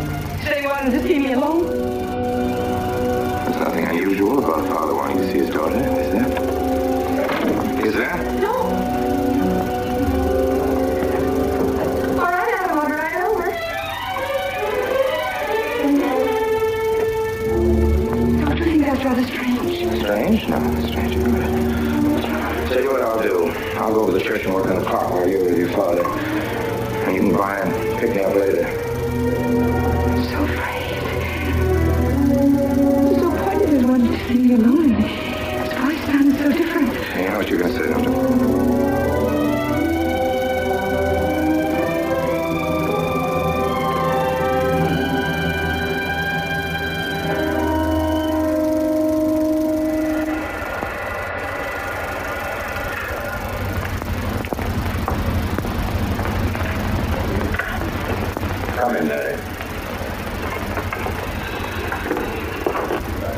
Is something wrong? You know about the body that was discovered yesterday, Mr. Rankin? Yes. Did you ever meet the deceased? No, I never met him. Have you seen the body? No. Well, then, how can you be sure you never met him? Because I can't be certain. Mr. Wilson, you suspect me of something? If so, what? Of shielding a murderer. Perhaps this photograph will refresh your memory. Do you recognize this man? That is Conrad Meineke, commander in charge of one of the more efficient concentration camps. You know him, don't you? You have met him here in Harbor. No, I've never seen that man, Mr. Wilson. Judge, would you mind putting out the lights?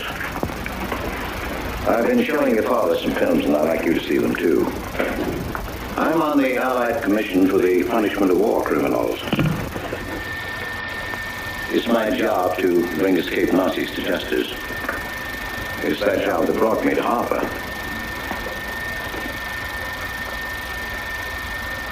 Surely you don't think that... Mr. Wilson, I've never so much as even seen a Nazi.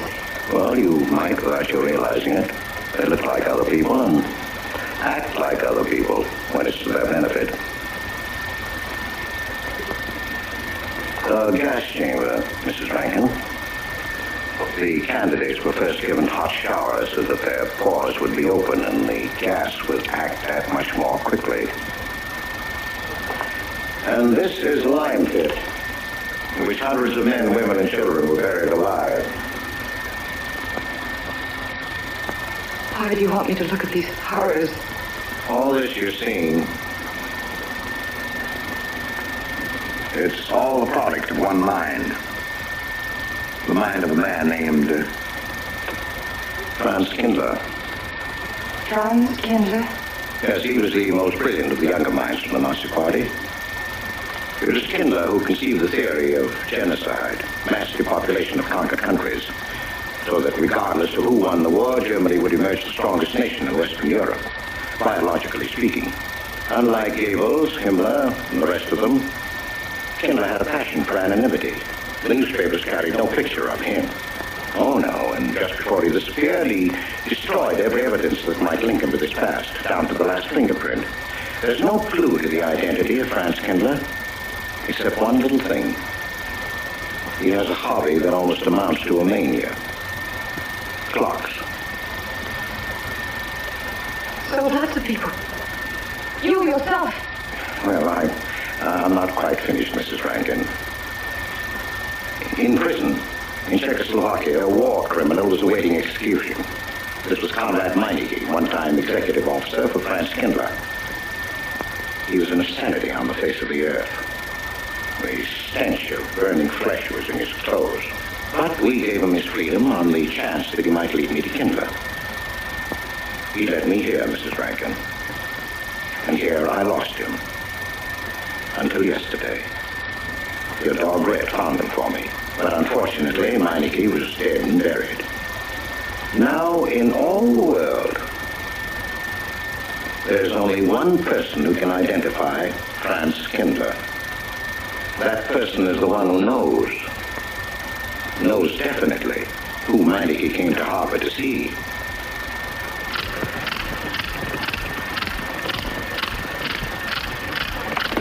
No, he's not nasty. My Charles is not nasty. You were at Rankin's house during the afternoon of the day you were there. Rankin's house. Oh, yes. Did anyone come while you were there? Not that I remember. Now, try hard to remember. It's not so long ago. Only 2 weeks. You were hanging curtains. No one came. Were you alone all the time? No. Who else was there? Charles. He came right after his last class, and we were together for more than an hour. You had nothing to link my husband with this man, Kindler, except a wild suspicion. It's a ridiculous suspicion. You're trying to use me to implicate him, and you can't. You can't involve me in a lie. That's all it is a lie. It's a lie, you know. It's a lie. It's a lie. Mary. Wait a minute, Mary.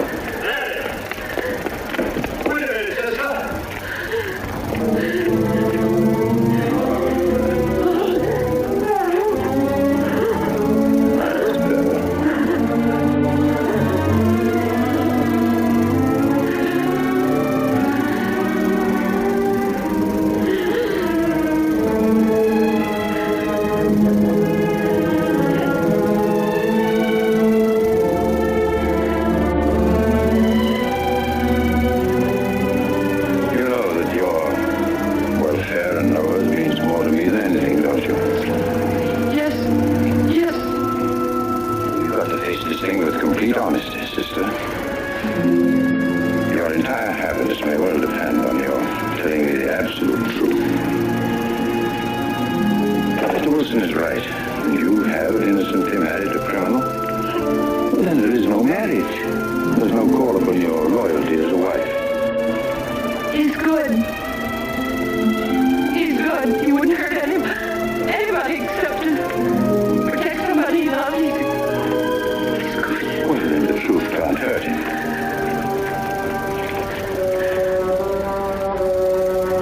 Charles was not with you that afternoon, sister. I remember you saying so when you came home. You're against him too, Adam. Yes, you are. You've never liked him. That's why you don't believe me now. Leave it alone, Adam. He's not nasty. He's not one of those people. He's not. Leave him alone.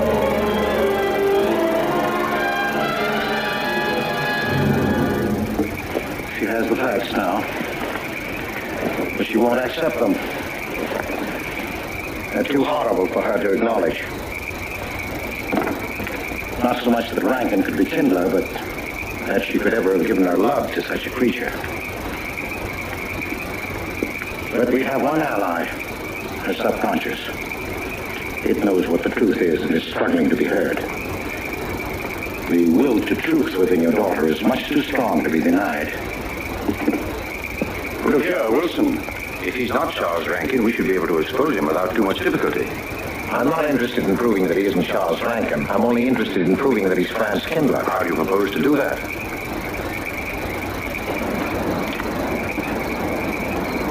Through your daughter.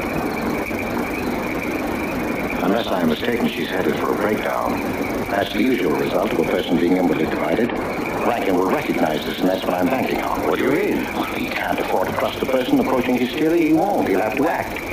He may try to escape before she collapses, which would only be an admission of guilt. Or... Go on. He may kill her. You're shocked at my cold-bloodedness. Well, that's quite natural. You're a father. And it's because you are a father, Judge Longstreet, that I'm talking to you like this. Naturally, we'll try to prevent murder being done. However, the proof that murder is a thing would be the strongest evidence that your daughter could have.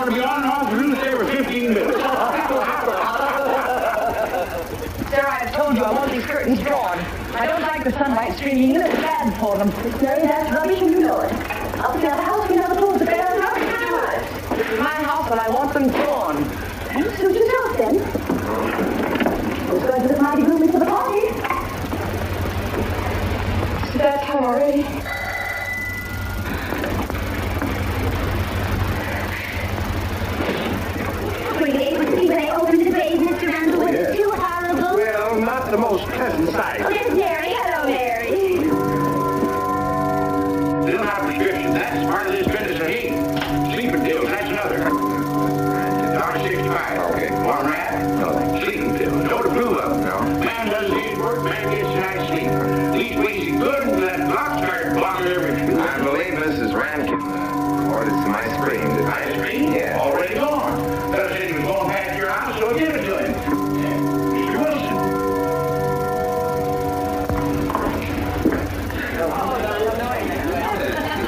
Mr. Rankin.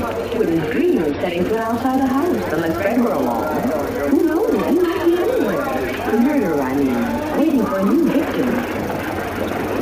I hope you haven't forgotten you were kind enough to invite me, Mrs. Rankin. No, of course not, Mr. Wilson. Mr. Potter asked me to deliver this. Oh, the ice cream's good, and Sarah's waiting for it. I hope it hasn't melted. I won't detain you any longer. Yes. I have a drink for you. Oh, just medicine I need. You know Dr. Hippern? Oh, yes, of course. How are you, Doctor? Yes, sure. Well, can I get you something? Oh, nothing more, thank you. Where's Dr. Rankin? Oh, you're here in just a few minutes. I want to have word with him about that clock. Oh, I'm here. We got it committed 3 weeks ago. Yes, on my last trip. The butcher man got you some handles at that time, and Jack Silver. And what was that Frenchman's name? Oh, hello, dear. L'Angle. That may well be 10 or a dozen graves out there in the woods. Oh, but they showed the murder was committed just 3 weeks ago. May I get your room, wasn't it? Oh, thank you, no. Jeff, may I get your We don't remember what Emerson says about crime. Oh, there's Rankin. He may know. Sorry to be late. I'm fine, thanks. Oh, hello there, Rankin. How are you, Mr. Wilson? You know the quotation? Emerson, portrait of crime, and the earth is made of glass? No, I don't. Commit a crime, and the earth is made of glass. Commit a crime, and it seems as if a coat of snow fell on the ground, such as reveals in the woods the track of every partridge and fox and squirrel and mole. You cannot recall the spoken word. You cannot wipe out the foot track. You cannot draw up the ladder so as to leave no inlet or clue. You're Mr. Wilson, aren't you? Do you know you're our #1 suspect in our murder case? Oh? So far, you're the only suspect.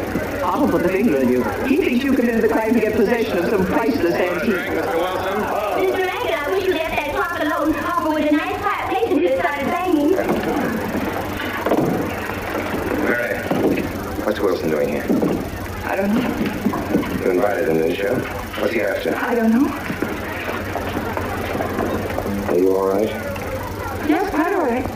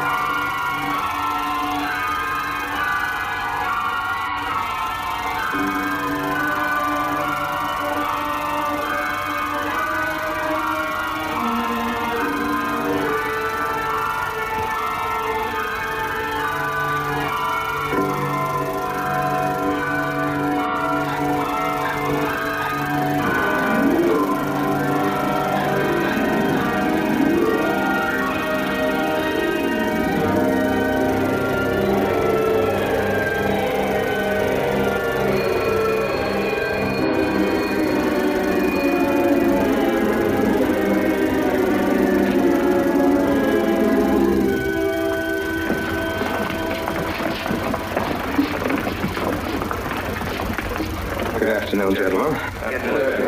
Today we will attempt to finish with the career of Friedrich the Grosser, König von Preußen, Kurfürst von Brandenburg, Prince von Poland. Frederick the Great to you. 865 cents.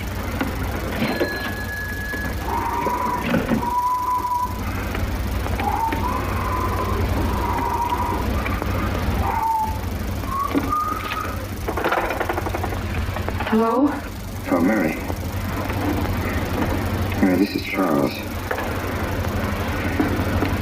Can you hear me, dear? I can't speak very loudly where I am, but I want you to understand this. Something very important has come up. You must come to the church immediately. The church tower. Understand? Yes, I understand. I don't want anybody to know that you're going there. Mary, don't tell anybody you're going. Go to the church tower and leave your car in the rear and come in through the back door. Okay? Right.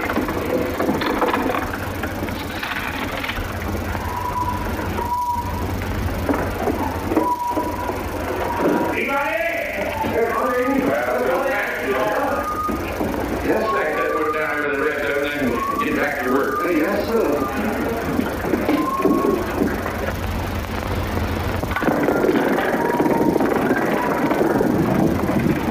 What's that, Mr. Peabody? Gone someplace? Where to? Well, I asked you where you was going, Miss Mary. I heard. Well? Sarah, you seem to forget I'm no longer a child. I'm a married woman. Well, you ain't been married very long. Wait, Mrs. Rankin. What is it? I'm in a hurry. Well, you don't need to go bite my head off.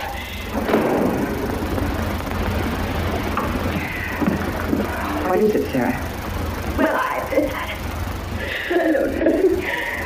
If you got something to say, say it. What is it, Sarah? I don't know what's got you lately, and I don't. You never was mean to me like this back at the old house. Sarah. Maybe not quite what I'm useless. I'm not as young as I used to be. Maybe you don't want to be around anymore. For heaven's sake, stop talking those nonsense. That's true, and you know it. I'm going to start fighting to leave here, and here I am. Sarah, I'm sorry if I've hurt your feelings. I didn't mean to. Really, I didn't. Sarah. Now, I couldn't get along without you, and you know that, don't you? Well, don't you? Honestly, Sarah. Oh, Miss Mary. Oh, Miss Mary. Sarah, please, we just... Sarah, you will never leave me, will you? You know how I feel about you, don't you? Yes, I do. Like you was my own daughter, my own little girl. How could I? Sarah, I've got to go now. Really, I do. I promised to be somewhere. Well, where to, Miss Mary?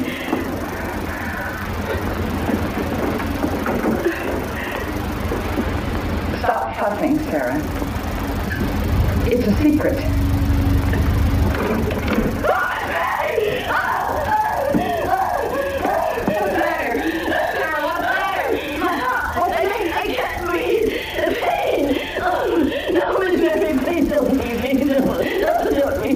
All right, there. Keep quiet. Keep quiet. Maybe I'm dying. You're not dying. I won't leave you. One trio, please.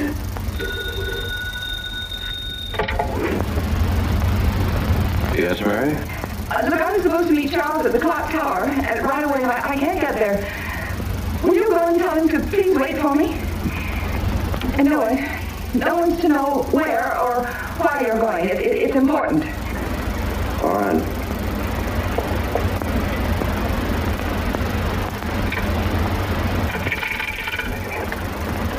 "238, please. Hello, may I speak to Mr. Wilson? Looks like it's coming up for snow. Yes, that's right.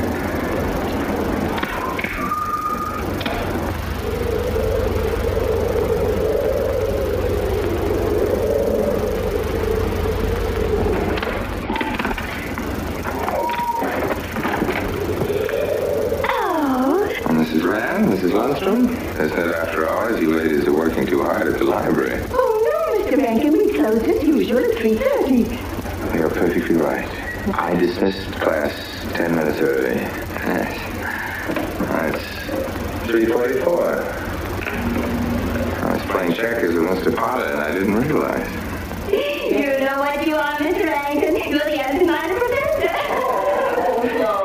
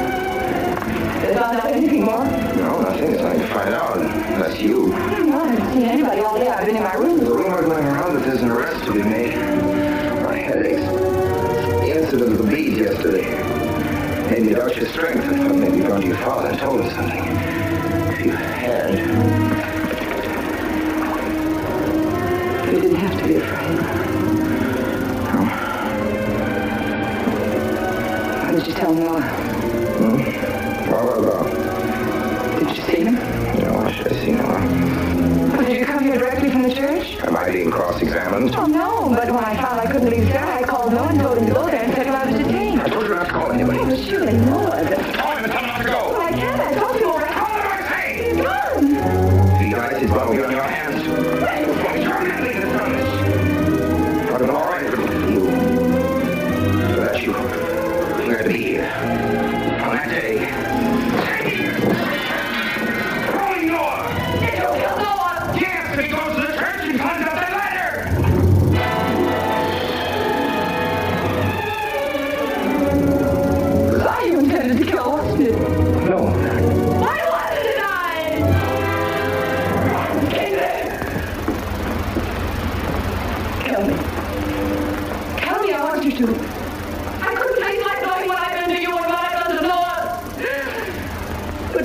kill me. Don't put your hands on me.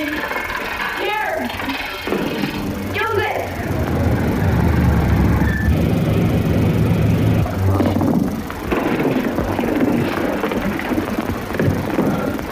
Mary.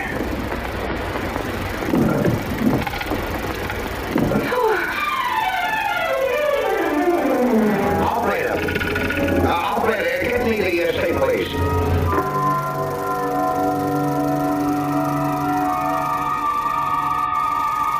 Yes, the roadblocks are up.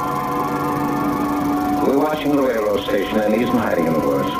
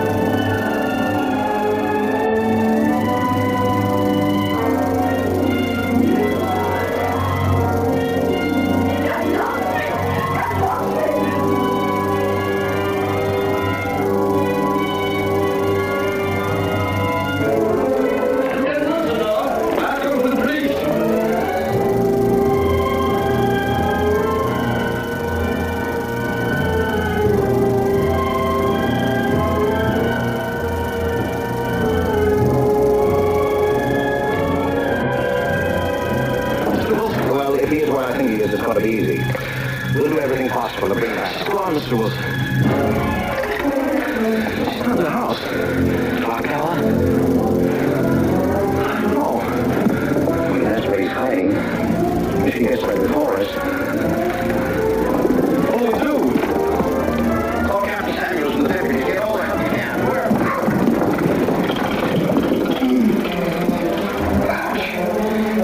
The church. What about you? I'll get there.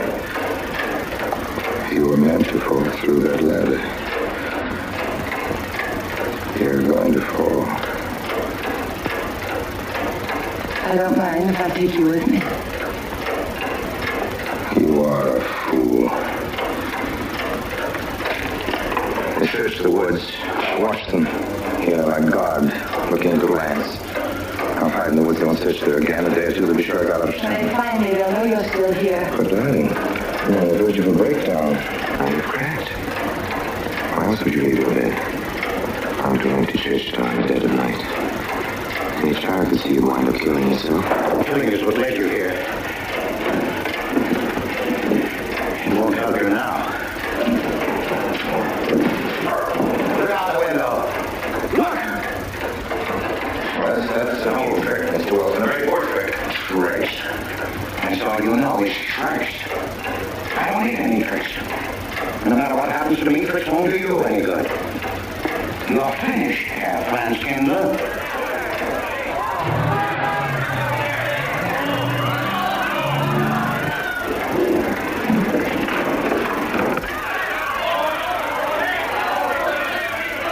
Citizens of Harper, they'll come after you. The plain little ordinary people, the ones you've been laughing at, Herr Franz Kindler. Well, you can't fool them anymore. Oh, sure, you can kill me, Mary, half the people down there. But there's no escape. You have the world and it closed in on you till there was only Harper. That closed in on you and there was only this room. And this room, too, is closing in on you. It's not true, the things they say I did. It's all their idea. I followed orders. You gave the orders. I only did my duty. Don't send me back so they can't face them. I'm not a criminal. You are.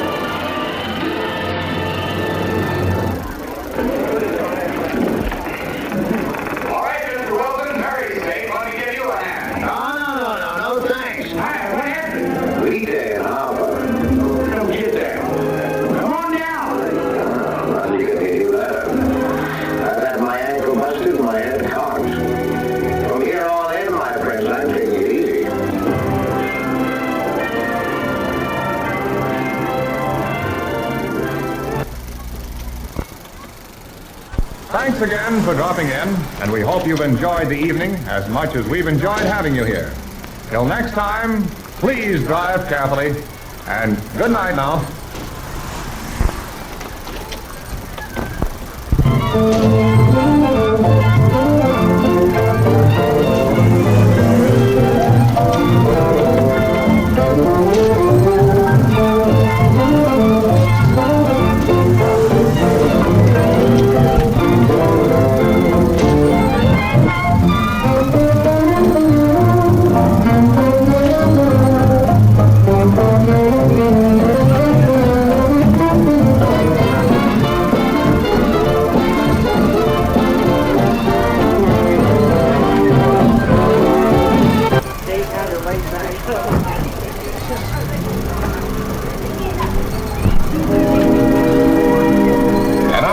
It's time to say goodnight. We sincerely appreciate your patronage and hope we've succeeded in bringing you an enjoyable evening of entertainment. Please drive home carefully and come back again soon. Good night.